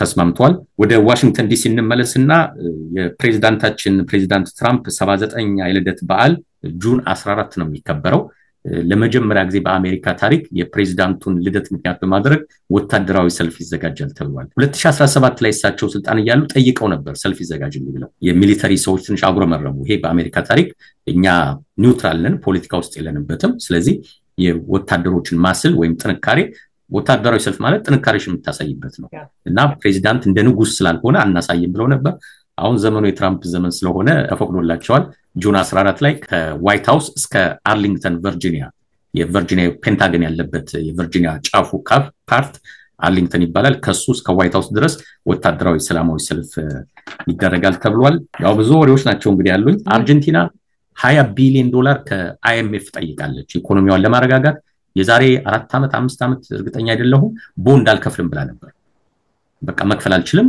ቦንድ አልከፍልም ብላ ከስራ እንደገና ተንሰራታ የተነሳች ሀገር ናት አሁን ደግሞ ተጨማሪ ገንዘብ ያስፈልገኛል ትራምፕም 10% ታሪፍ ጭነውባታል በቃ አርፈውን የተቀመጡት መግለጫ ሰጥተዋል እኛ ከአሜሪካ ጋር ጭቅጭቅ አንገባም በሰላም እንነጋገራለን ብለው ነበር አሁን ሌላ የመጣው ዜና $20 ቢሊዮን አይኤምኤፍን ጠይቀው ነበር አሜሪካ አይቻልም ብላለች አንድ ኮንዲሽን አስቀምጣለች ከአይኤምኤፍ $20 ቢሊዮን የምታገኘው ከቻይና ጋር ያለሽን የኢኮኖሚ ግንኙነት ከበጠሽ ካቋረጥሽ ብቻ ነው ተብላለች ይሄ ኢኮኖሚ ግንኙነት ስፔሲፊካሊ እቃ ትግዣት መሸጣት ምናምን ሳይሆን የከረንሲ ስዋፕ የሚባል ፕሮግራም አላቸው አርጀንቲና ከቻይና እቃ ስትገዛ ቻይና ከአርጀንቲና እቃ ስትገዛ በዶላር እንዲሆን ነው አሜሪካ የምትፈልገው ምክንያቱም ከእያንዳንዱ ዶላር የተወሰነ ሳንቲም አሜሪካ ስለምታገኝ ቻይናና አርጀንቲና ግን የራሳቸው ስምምነት አላቸው ከረንሲያቸውን ለመቀየር ማለት ነው አንዱ የሌላውን ከረንሲ ነው የሚቀበለው እስከ 2026 ድረስ ተስማምተዋል በፊክስድ ሬት ማለት ነው በየጊዜው ፍላክቹዌት የማያደርግ ፊክስድ ሬት አስቀምጠው እስከ 2026 ተስማምተዋል ለመስራት አሜሪካ ያን ስምምነት ካላነሳሽ በቀር እና በዶላር ካልተቀየርሽ በቀር ይሄን $20 ቢሊዮን አታገኝም ብላታለች ከአርጀንቲና ደግሞ ወደ ኤዥያ ሄድና ኢራን እንግባ አውሮፕላናችን ዛሬ በጣም ደክሟል ኢራን አስቸጋሪ ሁኔታ ውስጥ ገብታለች አሜሪካ በዚህ ሳምንት ትንሽ ከበድ ያለ ማስጠንቀቂያ ሰጥታታለች በዚህ ወር ውስጥ ማለት ይቻላል ግን አሁን እየተንከባለለ እዚህ ደርሷል ምንድነው አሜሪካ ምትላት 3 ግዴታ ጭናባታለች ወደ ድርድር ተቀምጧል አይ ቲንክ ያሁኑ ቅዳሜ መሰለኝ ለድርድር ኢራንና አሜሪካ በሶስተኛ ጋር ቅዳሜ ዕለት መሰለኝ የተቀመጡት አሜሪካ 3 ጥያቄ ነው ጠየቀቻት አንደኛ በቃ የኒውክሌር ቦምብ የሚለውን ነገር በትረሹ ይሻላል ከዚህ በኋላ መስማት አንፈልግም ብለዋታል ሁለተኛ በአካባቢው ያለሽን ዶሚናንስ ከዚህ በኋላ ማቋረጥ አለብሽ ይሄ ለየመን ለሊባኖስ ተዋጊዎች የምትሰጪውን የጦር መሳሪያ ለእስራኤል ጠላቶች የምትሰጪውን ድጋፍ በሙሉ ማቋረጥ አለብሽ በቃ ከዚህ በኋላ እንደማንኛውም ሀገር በሰላም ዝም ብለሽ ብትኖር ይሻልሻል ካልሆነ ከኛ ጋር ችግር ውስጥ ገቢያለሽ ብላታለች ሶስተኛ የሚሳኤል ቴስት የሚባል ከዚህ በኋላ መስማት አንፈልግም የባሊስቲክ እና ሚሳኤል ቴስት ጨዋታ አንፈልግም ማቋረጥ አለብሽ ብላታለች ይሄ ደግሞ ለኢራን ትልቅ ውርደት ነው በጣም ትልቅ በተለይ ይሄ ኢራን በአለም ውስጥ የሌለ ሁሉ ነገር ምን አላት መሰለሽ ሚሊተሪው ያለ ራሱ የጦር ኃይሎች ያለ በጎን ደግሞ ሪቮሉሽነሪ ጋርድ የሚባላል የኢስላሚክ ይሄ ፕሬዚዳንቱ የሚያዙት ጦር ማለት ነው ከዋናው ሚሊተሪ ውጭ ሆነ የራሱ ሚሊተሪ ፓወር ያለው ኒውክሌሩን ምንም የሚቆጣጠረው ይሄ ሪቮሉሽነሪ ጋርድ ነው ይሄን ምን ማድረግ ትችያለሽ ከኢራን መንግስት ጋር ቁጭ ብለሽ መደራደር ትችያለሽ የራሱ ወታደር አለው የራሱ ወታደሮች ምናልባት ኒውክሌር የላቸው ምንም ያውቀው ነገር የለም ሪቮሉሽነሪ ጋርድ ጋር ካልተደራደርሽ በቀር ሚሳኤሉ ምንም በሙሉ ሁሉም ሊጫወቱት እነሱ ናቸውና አጣቀኝ ውስጥ ገብታለች ኢራን ደግሞ ኖ ብላለች አልቀበልም ብላለች እንግዲህ አሜሪካ የምትለው እነዚህ 3 ጥያቄዎችን ማትቀበይ ከሆነ ቀጣዩ ጦርነት ይሆናል ብላታለች ባለፈው ፕሬዚዳንት ትራምፕ ተዘጋጁ ብለዋል እንግዲህ ውልሲ ዜናዎችን ከመጨረስ በፊት እንዴት ወሰነ ነገር ልጨምር ሶሻል ሴኩሪቲ አድሚኒስትሬሽን 57000 ሰዎች ሰራተኞች ናቸው ያሉት 50000 ብቻ ነው የሚይዘው 7000ዎችን እቀንሳለሁ ብለዋል እንግዲህ ሶሻል ሴኩሪቲ አድሚኒስትሬሽን በተለይ ጦታ የሚወጡ ሰዎች ጦታ ደሞዛቸውን የሚያገኙበት ሜዲኬር የሚከታተላቸው ዲፓርትመንት ነው 7000 ሰራተኞች ይሰናበታሉ ተብሏል ብዙ ሰራተኞች ከአይቲ ጋር የተገናኙ የሚሰሩ ሰዎች በሙሉ እንዲሰናበቱ ተደርገዋል በዚህ መሰረት ባለፉት 6 ሳምንታት ብቻ 10 ጊዜ የሶሻል ሴኩሪቲ ዌብሳይት ዳውን አድርጓል ወይም ተበላሽቷል ሰዎች ስልክ ደውለው ለሰዓታት ሽማግሌዎቹ ማለት ነው ለሰዓታት እንዲያውም የሆነ ጊዜ በስልክ አንቀበልም ብለው ነበር ብዙዎቹ ይሄ ነጮቹ ራሳቸው ሪፐብሊካኖች ራሳቸው የጥሮታ ገንዘብ ተጠቃሚዎች ናቸው እነሱ ራሱ በስልክ ሳይሆን በአካል መምጣት አለባችሁ ተብለው በዛም በዚህም ማጉረምረም ሲመጣ እሺ የስልኩን እንቀበላለን አሏቸው። አሁን ግን 7000 ሰው እንቀንሳለን አሉ። በዚህ መሰረት የአይቲ ሰዎችን እየተቀነሱ ስለሆነ ችግር ውስጥ እየገቡ ናቸው። 73% የሚሆኑ አሜሪካውያን የዋጋ ንረት ሊመጣ ይችላል ብለው እያመኑ ነው። 57% የሚሆኑ አሜሪካውያን አዲስ አሜሪካ ባመጣቸው ታሪፍ ተቃውሞ አሰምተዋል። በሚገርም ሁኔታ 24% የሚሆኑ ሪፐብሊካን ራሳቸው በአዲሱ ታሪፍ አልተስማሙም። ለአሜሪካ ይጎዳታል እያሉ ነው። 57% ኢንዲፔንደንቶች እና 88% ዲሞክራቶችም ቅሬታ አላቸው ወይም በታሪፉ እየተስማሙ አይደለም። ወደ መጨረሻዎቹ ዜናዎች ልሂድ። $60 ቢሊዮን መኒ ማርኬት ላይ ኢንቨስት ተደርጓል በዚህ ሳምንት። መኒ ማርኬት እንደ ቦንድ አይነት ነው። ለተወሰነች ጊዜ አነስተኛ ወለድ ያለበት ገንዘብ የሚቀመጥበት ቦታ ነው። በዚህ ሳምንት ብቻ $60 ቢሊዮን ኢንቨስት ተደርጎበታል። የኢንተርናሽናል ስዕሎች ወይም አርት ማርኬት የስዕል ገበያ በከፍተኛ ሁኔታ እያሽቆለቆለ ነው። በ12% ቀንሷል በ2024።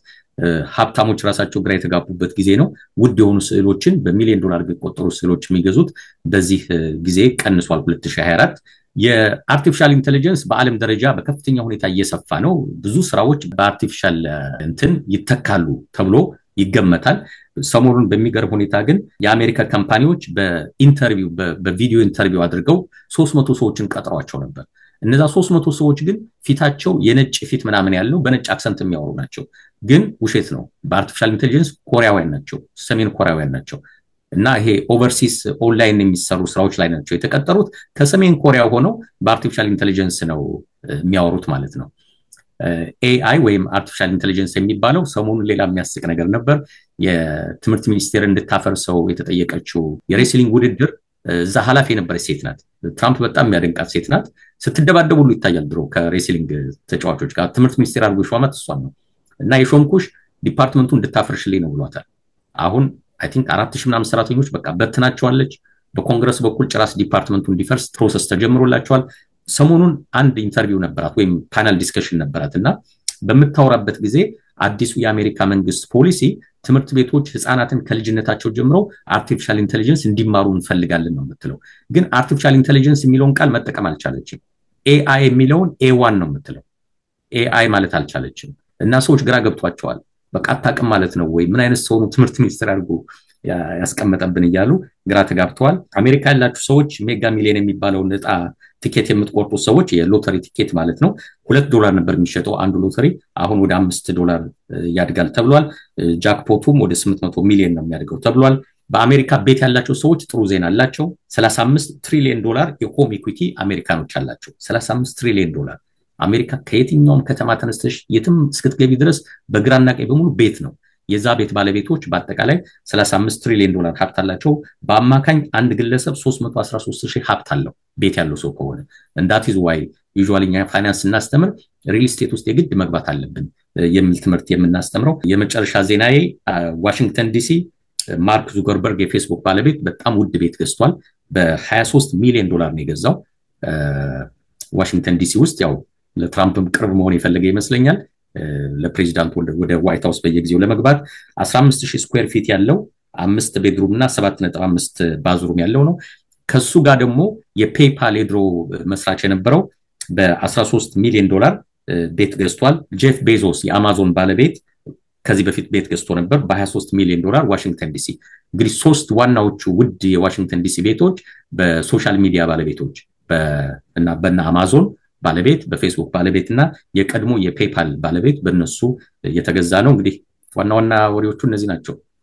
በጣም ደስ የሚልና ከያቅጣጫው የሆነ ዜና ነው ይዘህልን የመጣኸው። የካናዳ ላይ ብዙም ትኩረት ያረካ አይመስለኝም። ያው ዝምታ አብዝታለች ካናዳም ለዛ ይመስለኛል። ነገር ግን የእስራኤሉ መሪ ካናዳ ላይ እንደመዛት ነገር ቲዩት አድርገዋል። እሱን ልጨምርልህ ብዬ ነው። ካርኒ አዲሱ መሪያችን ወደ ሐማስ ያደላ ይመስላል እና እስራኤልን ብትደግፍ ይሻልሃል የሚል አይነት ዛቻ አስተላልፈውልናልና ይሄንንም አይተን እንግዲህ ሌላው ደግሞ visiting America is not entitlement it is a privilege ብለው ያወጡትን ነገር ሁላችንም ትንሽ ቅር አሰኝቶናል። በጣም አሜሪካ በቃ ዓለምን የመበጥበጥ ዓላማው ላይ ያላት ነው የሚመስለው አካሄዷ። ይሄ ደግሞ ሆነ ብላ ማርኬቱን ሪሴት ለማድረግ የምታደርገው ነገር ነው ሲሉ ተደምጧል። የኢላን ማስክን እንዴት ነው ዘለልከው እንዴ? ያው ብዙ ስለነበሩ ወሬዎች ነው እንዳልሽው አሁን የኢንተርናሽናል ትራቨል በከፍተኛ ሁኔታ አሜሪካ ቀንሶባታል። የፈረንሳይ የአየር መንገድ ወደ አሜሪካ በረራ የሚይዙ ሰዎች 30% ቀንሶባቸዋል የሚለው እንደገና ሆቴል ሪዘርቭ የሚያደርጉ ሰዎች የአሜሪካ ሆቴል ከተለያየ ሀገራት በ13% መሰለኝ ቀንሷል ይላልና በከፍተኛ ሁኔታ ሰዎች ወደ አሜሪካ መምጣት ይፈራሉ። እንዲያው በሌላው ጊዜ ቢሆን አንድ ወር እስቲ ሌውና አሳይለም መጠየቅ ካለብኝ እዛው ልጠይቅ ምናምን የሚሉ ሰዎች አሁን እሱን የሚያስቡበት ጊዜ አይደለም። ፕሬዚዳንት ትራምፕም ይሄን የፈለጉት ፍርሃቱን መፍጠር የፈለጉት ሰዎች አሜሪካ መጥተው እንዳይቀሩባቸው ነው የፈለጉት።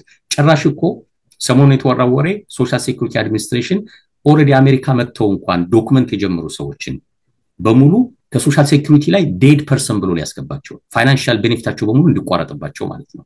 ለምሳሌ አንድ ሰው ከአፍጋኒስታን የመጣ ሰው ይሆናል ወይም ከዩክሬን የመጣ ሰው ሶሻል ሴኩሪቲ ቁጥር ተሰጥቶት ስራ ጀምሮ እንዲያውም ለልጆቹ ምግብ የሚገዛበት ምናምን ይሰጠዋል ብዙ ጊዜ። አሁን ያን ሰው ሶሻል ሴኩሪቲውን ቁጥር ዴድ ፐርሰን ብሎ ሌብል ያደርጉለታል ማለት ነው። ያ ማለት ነው ስለሞተ ከዚህ በኋላ ምንም ገንዘብ አይሄድለትም ማለት ነው። እና ራሱን ዲፖርት እንዲያደርግ በቃ ተስፋ ቆርጦ ስራ መቀጠር አይችልም። ሶሻል ሴኩሪቲው ይነጠቃል። ስራ መቀጠር ካልቻለ ልጆቹን መመገብ ካልቻለ ያለው አማራጭ ምንድነው? ወደ ሀገሩ መመለስ ነው። እና በሺዎች የሚቆጠሩ ሰዎችን ዴድ ፐርሰን የሚል ሌብል ሊያደርጓቸው ነው ተብሏልና ከባድ ነው። ኤለን ማስክን በሚመለከት ድምጹን አጥፍቷል እሱ። አንደኛ በጣም ካምፓኒው ተጎድቶበታል። ሁለተኛ ከታሪፉ ዋና አቀንቃኝ ሰው ጋር ችግር ውስጥ ገብተዋል። በኤለን ማስክ በኩል ታሪፍ ተቀባይነት የለውም። እንዲያውም ከአውሮፓ ሀገራት ላይ ፍሪ ኢኮኖሚ ዞን መፍጠር አለብን። ፍሪ ኢኮኖሚ ማለት ከአውሮፓ የሚመጡ ታክስ እንዳይደረጉ ማለት ነው። ምክንያቱም የሱም መኪና ይመጣላ ከዛ የሱም መኪና ወደ አውሮፓ ይሄዳል። እሱ ከራሱ አድቫንቴጅ ነው ነገሮችን የሚያያቸው። እኔ ከአሜሪካ ፖይንት ኦፍ ቪው የሚያይመስለኝ ቴስላ ብቻ ሳይሆን በጣም ትላልቅ ፕሮጀክቶች አሉት፣ የሳተላይት ፕሮጀክቶች አሉት።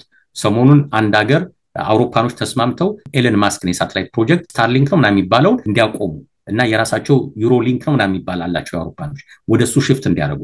ዩክሬን ራሷ ከዚህ በኋላ በስታርሊንክ መጠቀም በኤለን ማስክ ሳተላይት መጠቀም ትታ በአውሮፓው ሊንክ እንድትጠቀም ዩሮሊንክ በሚባለው። ምክንያቱም ባለፈው ስላስፈራራት ማለት ነው። ትራምፕን ሰምተሽ ከራሻ ጋር ካልተስማማሽ በቀር ኢንተርኔቱን ቆርጥብሻለሁ ብሏታል። በቃ አንድ ግለሰብ አንድ ነገር ማንበርከክ ይችላል ማለት ነው። አውሮፓኖቹም ካሁኑ ፈርተዋል። ከአሜሪካ ጋር ችግር ጋር ከገቡ ሳተላይቱን እሱ ከቆለፈባቸው በቃ መግባባት አይችሉም ማለት ነው ሁሉም ነገር። እና ካሁኑ ከሱ ለመሸሽ እያሰቡ ስለሆነ እሱም የተደናገጠበት ጊዜ ይመስለኛል። በሪፐብሊካን ፓርቲ ራሱ እየተገፋ ነው። በአንተ ምክንያት ነው እኛ እየተጎዳን ያለ ነው። ምክንያቱም በጣም ያወራል እሱ ኔጌቲቭ ነገሮችን በጣም ያወራል። በአንተ ምክንያት ፓርቲው እየተጎዳ ስለሆነ የሚለው ወቀሳ ስለመጣበት እሱም ከራሱ ካምፓኒ በኩል ተጽዕኖ መጥቶበታል። ማኔጅመንቶቹ በቃ ወይ ልቀቅልን እያሉት ነው፣ ሲኦ ልቀቅልን እያሉት ነው። በዚህ ሳምንት ጸጥ ነው ያለው። በቃ ከኔቫሮ ጋር ብቻ ነው ትንሽ ጭቅጭቅ ውስጥ የገባው። ከሳቸው ጋርም ያው ታሪፍ ይኑር አይኑር በሚል ነው። በዓለም የሃርቫርድ ግራጁዌት ሆኖ በታሪፍ የሚያምን ብቸኛው ሰው ፒተር ነባሮ ነው እያሉ ኢኮኖሚስቶች እየተሳለቁበት ነው። ኤለን ማስክም ከነሱ ጋር ሆኖ አንተ ምንም አታውቅም፣ ታሪፍ መፍትሄ አይደለም የሚል ክርክር ውስጥ ገብቷል። ፒተር ነባሮ የሚባለው ሰውዬ ደግሞ ከዚህ በፊት ባለፈው ሳምንት እንዳየነው አንድ መጽሐፍ ጽፎ ታዋቂ ሆኖ በዛ ነው በታሪፍ ቻይናን ማንበርከክ እንደሚቻል ነው የጻፈው። በዛ መጽሐፍ በተደጋጋሚ የሚጠቅሰው ታዋቂው ምሁር እያለ ራን ቫራ እያለ የሚጠቅሰው ሰውዬ አሁንም እየተፈለገ ነው፣ እስካሁን አልተገኘም ሰውዬ። ራን ቫራ የውሸት ፌክ ስም ለራሱ ሰጥቶ ራሱን የሚጠቅሰው ነው። ከኤለን ማስክ ጋር ሰሞኑን ጭቅጭቅ ላይ ናቸው። እንግዲህ ትራምፕ ደግሞ በዚህ ሰዓት የሚሰማው ፒተር ነባሮን ነው፣ ኤለን ማስክን አይሰማውም። ታሪፍን በሚመለከት ምሰራውን አቃለውም እያለን ነው። ስለዚህ እንግዲህ በትዕግስት የሚሆነውን እንመለከታለን ይመስለኛል። አንድ ለመንገድ ሰዓታችን ላይ ደረስን ይመስለኛል። እንግዲህ ዛሬ አንድ ለመንገድ ስለ ቢዝነስ ነው የምናወራው። ትናንትና እዚህ በአሜሪካ ባሉ ፋይናንስ ባለሙያዎች ሁሉ የሁድ ትምህርቶች አሉና እኔ ተረኛ ነበርኩ። እኔ ያስተማርኩት ከስራ የተሰናበቱ ሰዎች ምን ፋይናንስ ቻሌንጆች ያጋጥማቸዋል፣ ለምሳሌ ሄልዝ ኢንሹራንሳቸው ቢሰረዝ ምን አማራጭ አላቸው፣ ህክምና ላይ ያሉ መድኃኒት የሚወስዱ ሰዎች ሊሆኑ ይችላሉ፣ ቤታቸው ፎርክሎዥር ውስጥ እንዳይገባ ምን አማራጭ አላቸው የሚሉትን በአጠቃላይ ከፋይናንስ ጋር የተገናኙ ነገሮችን አስተምሬ ነበር። እንደ አንድ መፍትሄ ደግሞ ሁሌ የማቀርበው ምንድነው አንድ ሰው ከስራ መሰናበቱ በፊት በጎን ትናንሽ ስራዎችን እየጀመረ መቆየት አለበት። ስሞል ቢዝነሶችን እንደ ፓርት ታይም ቅዳሜና እሑድ ማታ የሚሰሩ ስራዎችን ቢጀምር በሂደት ከተጠናከረለት ፉል ታይሙን ትቶ ወደ ስራው ይገባበታል። ችግር ውስጥ ገብቶም ደግሞ ከስራ ከተሰናበተ አትሊስት የሰው ፊት አያይም ማለት ነው። የራሷን ስራ እየሰራች መቀጠል ይችላሉ። ይሄን ምክንያት በማድረግ በዛሬው አንድ ለመንገድ የምናወራቸው የቢዝነስ አይዲያዎች ናቸው። ወደ 4-5 የቢዝነስ አይዲያዎች እናያለን። በትንሽ ብር ካፒታል የሚሰሩ ቢዝነሶች ናቸው ወይም አይዲያዎች ናቸው። ስራ የተሰናበቱ ሰዎች፣ ልንሰናበት እንችላለን ብለው የሰጉ ሰዎች፣ ወይም እንደው ስራ ባልሰናበትም በጎን የራሴን ቢዝነስ መክፈት ፈልጋለሁ ለሚሉ ሰዎች እንደሚጠቀሙበት ተስፋ አደርጋለሁ። በአጠቃላይ ቢዝነስ ሲጀመር 3 ፌዝ ነው ያለው። የመጀመሪያው የፕላኒንግ የእቅድ ፌዝ የሚባል አለ። አይዲያ የምንመርጥበት ቢዝነስ ፕላናችንን ጽፈን ይሄ ቢዝነስ ያዋጣል አያዋጣም፣ የሚያዋጣ ከሆነ ስራው እንዴት ነው የምሰራው፣ ስራውን ስለመጀመር ምን ያህል ብር ገንዘብ ያስፈልገኛል የሚለው በቢዝነስ ፕላኑ መወሰን አለበት። ከዛ በኋላ ወደ ላይሰንሲንግ እንገባለን። ብዙ አይነት ላይሰንሶች ይጠበቁብናል። የፌደራል ላይሰንስ አለ፣ ኢአይኤን የሚባል ኢምፕሎየር አይዲ፣ የስቴት ላይሰንስ እናወጣለን፣ የስቴት አይዲ ታክስ አይዲ እናወጣለን። በፌደራል ደረጃ ሬጂስተር አድርጉ ተብሏል፣ እሱ መመዝገብ አለብን። ለድርጅታችን ሊጋል ስታተስ እንወስናለን። ምን አይነት ካምፓኒ ነው የሚሻለን፣ ሶል ፕሮፕራይተርሺፕ፣ ፓርትነርሺፕ፣ ኤልኤልሲ፣ ኤስ ኮርፕ፣ ሲ ኮርፕ፣ ቢ ኮርፕ ወይስ ነን ፕሮፊት፣ ብዙ አማራጮች አሉ። እሱን ወስነን ላይሰንስ የምናወጣበት ጊዜ የላይሰንሲንግ ፌዝ እንደርሳለን። መጨረሻ ወደ ኤክስኪዩሽን ወደ አፈጻጸም ፌዝ እንሄዳለን። የምናስተዋውቅበት ቢዝነሳችንን ወደ ስኬት መንገድ የምንሄድበት፣ ቻሌንጆችም ያጋጥሙናል፣ ለቻሌንጆቻችን መፍትሄ የምናመጣበት ሁኔታ ነው የሚፈጠረው። በነገራችን ላይ በአዲሱ ወር ሜይ ጀምሮ ቅዳሜ በተከታታይ የቢዝነስ ስልጠናዎችን እንሰጣለሁ። የመጀመሪያው ሳምንት የመጀመሪያው ቅዳሜ ሜይ ቢዝነስ ፕላን እንዴት እንደሚጻፍ ነው የማስተምረው ለ2 ሰዓት። ከዛ በኋላ ባለው ቅዳሜ ደግሞ አጠቃላይ ላይሰንሲንግ ፕሮሰሱ ምን እንደሚመስል፣ በሶስተኛው ቅዳሜ ስለ ቤዚክ ማርኬቲንግ፣ በአራተኛው ቅዳሜ ስለ ቤዚክ ቡክኪፒንግ አስተምራለሁ። የዚህ የኪድ ኢትዮጵያ ተከታታዮች ኢንትረስቱ ካላችሁ ከዚህ ቪዲዮ ስር በምታገኙት ዌብሳይት ማይ ቢዝነስ ስታር ገብታችሁ መመዝገብ ትችላላችሁ። በትንሽ ብር ወሩን በሙሉ ግን ከኔ ጋር መማር ትችላላችሁ። ወደ አይዲያው ልመለስ። በቀላሉ ሊጀመሩ የሚችሉ በአነስተኛ ጊዜ ስልጠና ሊጀመሩ የሚችሉ 5 አይዲያዎችን ሼር ለማድረግ ፈልጋለሁ። አንደኛው ሜዲካል ቢሊንግ ነው። ሜዲካል ቢሊንግ አሜሪካ ሪሴሽን ባትገባም አይቀርልን ቢል፣ የሜዲካል ቢል ሰዎች መታመማችን አይቀርም። አንድ ሰው በሚታመምበት ጊዜ ካናዳም እንደዛ ይመስለኛል ክፈል አይባልም። መጀመሪያ ሆስፒታል ሲገባ አገልግሎቱን ያገኛል። አገልግሎቱን ጨርሶ በሚወጣበት ጊዜ ቢሉ በሆስፒታሉ ይዘጋጅና ሜዲካል ቢል ፕሮሰስ ለሚያደርጉ ካምፓኒዎች ይሰጣቸዋል። ምን ማለት ነው?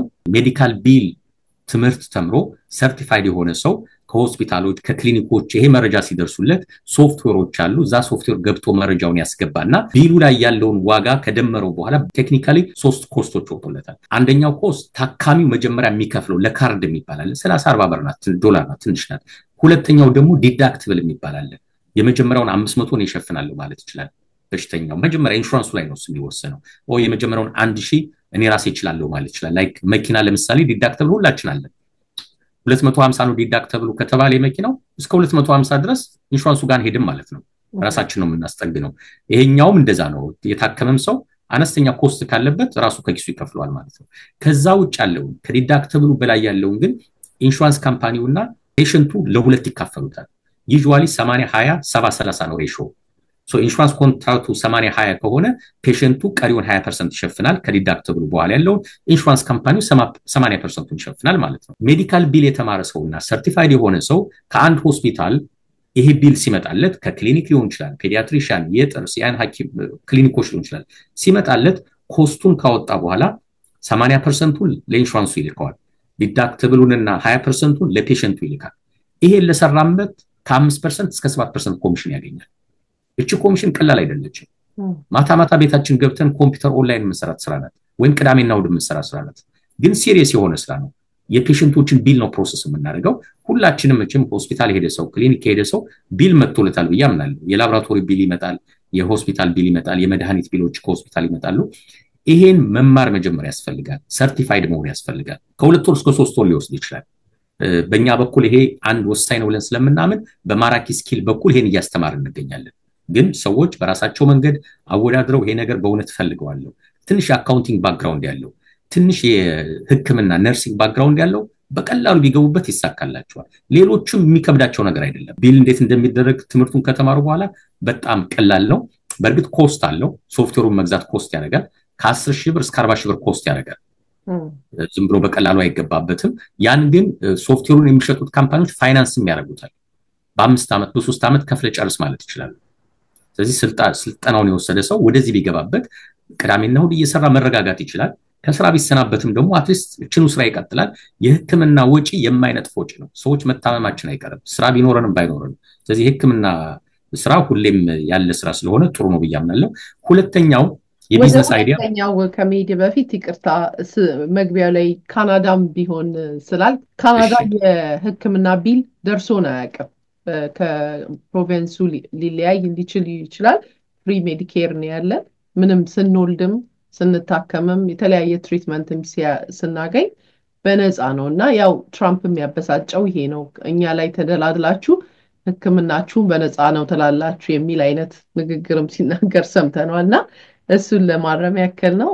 እስካሁን ድረስ የህክምና ቢል እንደፈለግን ነው ዶክተር የምናየው። ይሄ የካርድም የምንም የለም። ዋኪ ክሊኒክም የየግል የራሳችንም ዶክተሮች አሉ፣ ፋሚሊ ዶክተር።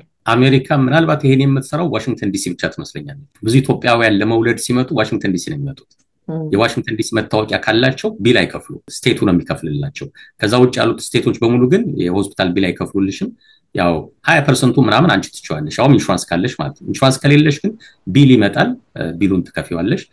ደግነቱ ምንድነው ከ2023 ጀምሮ የሜዲካል ቢል ባትከፊ እንኳን ክሬዲት ስኮርሽን አፌክት አያደርግብሽም። ኢቭን $500 በታች ከሆነ ራሱ ክሬዲት ሪፖርትሽ ላይ አይታይም። በዋናነት እየተጎዱ ያሉት ሴቶች ናቸው። በዋናነት ደግሞ አፍሪካን አሜሪካን እየተጎዱ ቢሉን ስለማይከፍሉ ማለት ነውና ክሬዲታቸው ደግሞ እንደዛ መስቀልቀል ሲል ቤት መግዛት አይችሉም፣ ስራ መቀጠር አይችሉም፣ ጥሩ ስራ መኪና መግዛት አይችሉም። ይሄን እንትን ለማለት ሲል የባይደን አድሚኒስትሬሽን የሆስፒታል ቢል ክሬዲት ሪፖርት ላይ መታየት ያለበትም ከ500 በታች ከሆነ ጭራሽ ክሬዲት ስኮር ካልኩሌት ለማድረግ መጠቀም አይቻልም ብሎ አዲስ ህግ አውጥቷል። አይ ዶንት ኖ ፕሬዚዳንት ትራምፕ ደግሞ ይሄን ሊቀይረው ይችላል። ምክንያቱም ይሄ ዲአይ ነው ምናምን የሚባለው ፕሮግራም ሰርዞታል። ለጥቁሮች ዲሴብል ለሆኑ ሰዎች እና ለሌሎችም ለኢሚግራንት የሚሰጡ ስፔሻል ቤኔፊቶች ከዚህ በኋላ የሚሰማቸው የለም ተብሏል። ሊቀየር ይችል ይሆናል አላቅም። ዞሮ ዞሮ ግን ሜዲካል ቢሊንግ ትልቅ ስራ ነው። አሜሪካ ውስጥ ትልቅ ቢዝነስ ነው። ሄልዝ ሴክተሩ ትልቅ ቢዝነስ ነው። ሁለተኛው ክሊኒንግ ቢዝነስ ነው። ክሊኒንግ ቢዝነስ በሁለት መንገድ ማየት ይቻላል። አንደኛው በፍራንቻይዝ የሚሰሩ ቢዝነሶች ናቸው። በፍራንቻይዝ መስራት ማለት ምንድነው? ልክ እንደነ ማክዶናልድ አይነት ክሊኒንግ ቢዝነሱን የተቆጣጠሩ ትላልቅ ግዙፍ የክሊኒንግ ካምፓኒዎች አሉ። ከነሱ ጋር በነሱ ስም ነው የምንሰራው። አንድ ሰው ማክዶናልድ ቤት ሲሄድ ባለቤቱ ፓኪስታናዊ፣ ህንዳዊ፣ ኢትዮጵያዊ ሊሆን ይችላል።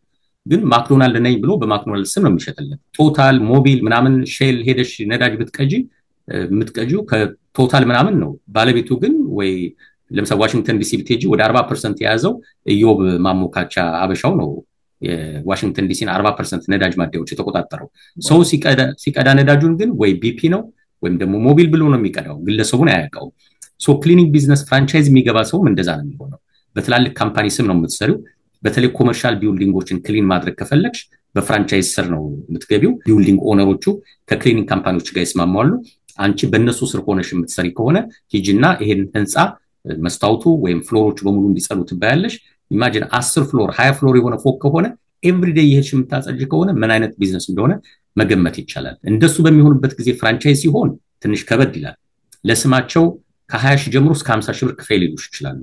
ሁለተኛ ሊኩዊድ አሴት 150 ሺህ ብር አሳይን ትባያለሽ። ሊኩዊድ አሴት ማለት ካሽ እና በቀላሉ ወደ ካሽ የሚቀየር ንብረት ማለት ነው። ከዛ ውጪ ደግሞ ኤኩዊቲ 400 500 ዋቴቨር አሳይን ብለው ይጠይቁሻል። ኤኩዊቲ ማለት ደግሞ የተጣራ ሀብት ማለት ነው። ቤት ሊኖርሽ ይችላል። ሶ በቤትሽ ማርኬት ቫልዩ እና አሁን ባለሽ ዕዳ መካከል በሎን ባላንሱና በማርኬት ቫልዩ መካከል ያለው ልዩነት ኤኩዊቲ ነው። ሶ ንብረት ያለው ሰው ኤኩዊቲ ያለኝ እያለ ያሳየ እንደዚህ አይነት ቢዝነስ ውስጥ መግባት ይችላል። ዩዥዋሊ ቤት ውስጥ ሰዎች መግባት አለባቸው፣ ቤት ውስጥ ቤት መግዛት አለባቸው፣ ሪል ስቴት ውስጥ መግባት አለባቸው የሚባለው አንዱ ለዚህ ነው። ኤኩዊቲ እዚህ ጋር ስለሚቀመጥ ነው። ቅድም እንዳሳየውሽ አሜሪካ በአማካይ 330 ሺህ ኤኩዊቲ ያላቸው ቤት ያላቸው ሰዎች በአማካይ ማለት ነው። ስለዚህ ሀብት ስናፈራ ለወደፊቱ ያ ሀብትን አሲዘን ደግሞ ስራ መጀመር እንችላለን። አትሊስት አሳይተን ማለት ነው። ቤታችሁን ስጡን አይሉንም እኮ ግን አትሊስት ንብረት እንዳላችሁ አሳዩን ይሉናል። ንብረት የሌለው ሰው በጣም ይከብደዋል በፍራንቻይዝ እንደዚህ አይነት ውስጥ መግባት። ግን በአነስተኛ ካፒታል ሬዚደንሻል ክሊኒክ መጀመር እንችላለን። $5000 ቢያወጣ ነው። ኢንዱስትሪያል ክሊኒክ ማሽን የሚባል አለ። ቀኑን ሙሉ ብትወለውይበት የማይበላሽ በቀላሉ ከአማዞን ከአሊባባ መግዛት ይቻላል። ያው አሊባባ ቻይና ስለሆነ አሁን 100% ተጭኖበታል። ግን ከአማዞን እዚሁ መግዛት ይቻላል። ከዛ በኋላ ኬሚካሎች ናቸው የሚገዙት። በየቤቱ ሬዚደንሻል ቤቶች ወይም አፓርትመንቶች እየሄድን ክሊን ማድረግ እንችላለን። በ$5000 በቀላሉ ስራ ውስጥ መግባት እንችላለን የሰው ፊት ማየት የለብን እንደው ከስራ እንኳን ብንሰናበት በሙያችን ሌላ ስራ እናገኝ ብንለው ክሊኒንግ ቢዝነስ ባጭሩ መጀመር ይችላል በሂደት ካፒታላችን እየሄደ ሲሄድ ካፒታል ኢንተንሲቭ የሆኑ የክሊኒንግ ቢዝነሶች አሉ ካርዎሽ ቢዝነስ ውስጥ መግባት ይችላል ካርዎሽ ከሆነ ደግሞ ሞባይል ካርዎሽ ማድረግ ይችላል ትንሽ ቫን ገዝቶ በውስጡ ኬሚካሎችን ቡሾችን ይዞ ሰዎች ቤት በመሄድ መኪና ማጠብ ይችላል በሂደት ደግሞ በካርድ ሰዎች ራሳቸው እየገቡ የሚያጥቡበት መኪናቸውን የሚያሳጥቡበት ማሽን መግዛት ይችላል ወደ $250,000 ኮስት ያደርጋል ማሽኑ ብቻ ላውንድሮማት ውስጥ ቢዝነስ መግባት ይችላል ላውንድሮማት ሰዎች ልብሳቸውን ይዘው መጥተው ራሳቸው የሚያጥቡበት ነው ካሽካው ይሉታል በስትራቴጂክ ማርኬቲንግ ካሽካው ሌላ ትርጉም አለው ግን የሚታለብ ካሽ ማለት ነው ሌበር ኮስት የለሽም አንድ ወይም ሁለት ሰራተኛ ብቻ ነው የምትቀጥሪው ደንበኞች ራሳቸው መጥተው ልብሳቸውን አጥበው ራሳቸው አድርቀው ነው የሚሄዱ ምንም የሚያገናኝሽ ነገር የለም ግን ቀኑን ሙሉ በቃ ሲሰራ ይውላል ዩዥዋሊ እስከ ማታ 11 12 ድረስ ይሰራሉና ጥሩ ቢዝነሶች እንደዚህ ያሉ ክሊኒንግ ቢዝነስ ሁለተኛው ነው ሶስተኛው አማዞን ነው በአማዞን በኢቤይ በዋልማርት ዕቃ መሸጥ ይቻላል በኢኮሜርስ ትክክለኛውን ፕሮሰስ ተከትለን ዕቃ መሸጥ እንችላለን ዕቃውን ከየት እናገኛለን በሁለት መንገድ ማግኘት ይቻላል አንደኛው ክሊራንስ መግዛት ይቻላል በሰፈራችን ባሉ ዋልማርት ታርጌት ብትሄዱ ሁሉም ክሊራንስ ሴክሽን አለው እዛ ላይ ለኢንቨንተሪ ፐርፐዝ የሚሸጡ አዳዲስ ዕቃዎች አሉ ኢንቨንተሪውን ክሊር ለማድረግ ያልተሰበሩ ምን ያላሉ እነሱ በርካሽ ዋጋ ገዝተን መልሰን አሽገን በአማዞን እንሸጣቸዋለን የተለመደ አሰራር ነው አነስተኛ ካፒታል ያለው ሰው በቀላሉ እንደዚህ በየሱቆቹ እየሄደ ክሊራንስ ላይ ያሉትን ዕቃዎች እየገዛ በአማዞን በኩል መሸጥ ይቻላል ግን የአማዞን ሴለር አካውንት ያስፈልገናል በእነሱ መስኮት እንድንሸጥ እነሱ ናቸው መፍቀድ ያለባቸው የአማዞን ሴለር አካውንት መክፈት አለብን ትንሽ ቴክኒካል ነገሮች አሉት እሱም በስልጠና መውሰድ ይገባል በእኛ በኩል በማራኪ በኩል ስለምናሰለጥን የሚፈልግ ሰውም ገብቶ መማር ይቻላል አማዞንም ራሱ ስልጠና ይሰጣል ግን ትልቁ ነገር ስልጠናው ብቻ አይደለም ስልጠናውን አንዴ ካሰለጠኑ በኋላ ዞር ብለው አያዩንም እነሱ ቴክኒካል ችግር ቢያጋጥመን ዕቃ በመንጭንበት ጊዜ ዋጋ ችግር በሚመጣ ጊዜ ሳምበሪ ሊያማክረን ይገባል እንደዚህ አይነት ችግር አጋጥሞኛል በእኛ በኩል ይሄን ነው በማራኪ ሰፖርት እየሰጠን ያለ ነው በአማዞን በኢቤይ በዋልማርት በኩል መሸጥ ይቻላል በኦንላይን የሚሸጡ ዕቃዎች መቼም አይቀንሱ አሜሪካ ውስጥ አሁን ስራ መሰናበት አለ በርግጥ ምናልባት ከፌደራል መንግስት ከ200,000 ሰው ተሰናብቶ ሊሆን ይችላል ግን አሜሪካ 300 ምናምን ሚሊዮን ህዝብ ያለባት ሀገር ናት ካናዳ በጣም ብዙ ሚሊዮን ህዝብ አለ ብዙ ሚድል ክላስ ያሉ ሰዎች አሉ እስቲ ለራሳቸው ቢዝነስ ኦነር ይሆኑ የሰው ስራ ቢቀነስ ባይቀነስ ምንም እነሱን የማይነካቸው ኦንላይን ስቲል ዕቃ ይገዛል መታስተውሽ ከሆነ የባለፈውን ወር ሪፖርት ስናየው ሬስቶራንት ቢዝነስ ሽያጭ በ1.5% ቀንሷል ይላል የኦንላይን ቢዝነስ ግን በ2.5% ጨምሯል የሚል ከስራ የተሰናበቱ ሰዎች ስቲል እኮ በቃ አዲክትድ ሆነናል ኦንላይን ገብተን እናዛለን ስቲል በቃ አልቻልነውም እኮ የአሜሪካን ትራፕ ወጥመድ ማምለጥ አልቻልንም ወደ አራተኛው ልሂድ አራተኛው የአሴምብሊ እና ሙቪንግ ቢዝነስ እንደው ከስራ የተሰናበተም ሰው ቢሆን ሁለት ሆነው እንኳን አንድ ሙቪንግ ካምፓኒ ትራክ ቢገዙ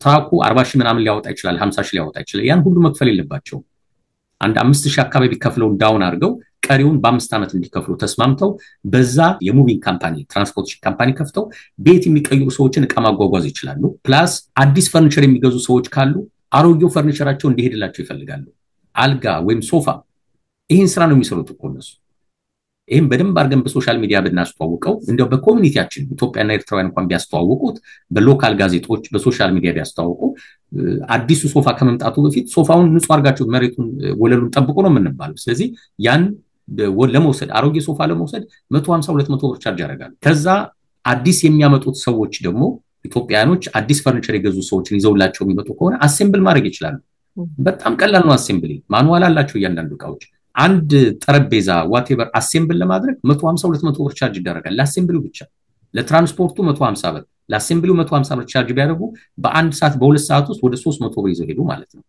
አንድ ሰው ኡበር ቀኑ ሙሉ ቢነዳ አይ ዶንት ኖ ስንት ብር የሚያገኝነት እንደሚችል አሴምብሊና እንደዚህ አይነት ቢዝነስ ውስጥ የገባ ሰው ግን ቀኑን ሙሉ 8 ሰዓት እንኳን ቢሰራ ከ500 እስከ $1,000 በቀላሉ መስራት የሚችል ይመስለኛል ያውም በትንሽ ኢንቨስትመንት እንደ አንድ አማራጭ ይሄንን ማየት ይቻላል ስራ ወጣው ብሎ መቆዘም አያስፈልግም መደንገጥ አያስፈልግም ነገሮች እስኪስተካከሉ ድረስ እንደዚህ አይነት አማራጮችን መውሰድ ይቻላል የመጨረሻው የፉድ ሰርቪስ ነው የምግብ ዝግጅት በየስቴቱ የሚሰጥ ኮቴጅ ላይሰንስ የሚባል ኮቴጅ ላይሰንስ አገልግሎቱ ምንድነው ምግብ ትንሽ ሲሪየስ ነው በአሜሪካ ምግብ ህፃናት ሲኒየሮች ከመድኃኒት ጋር የተገናኘ ነገር ከቆዳ ጋር የተገናኘ ነገር ሲሪየስ ነው ፐርሚት ይፈልጋል ያለ ፐርሚት መሸጥ አይቻልም however ሰው በጣም ብዙ ስለሆነ በየቤቱ ትናንሽ ነገር እያዘጋጀ እንዲሸጥ ለማበረታታት ሲባል ኮቴጅ ላይሰንስ የሚባል በየስቴቱ አለ አንድ ኢትዮጵያ ወይ ኤርትራዊ ያለበት ካውንቲ አግሪካልቸር ዲፓርትመንት የሚባል አለ ብዙዎቹ ካውንቲዎች እነሱ ናቸው ይሄን ፈቃድ የሚሰጡት የኮቴጅ ላይሰንስ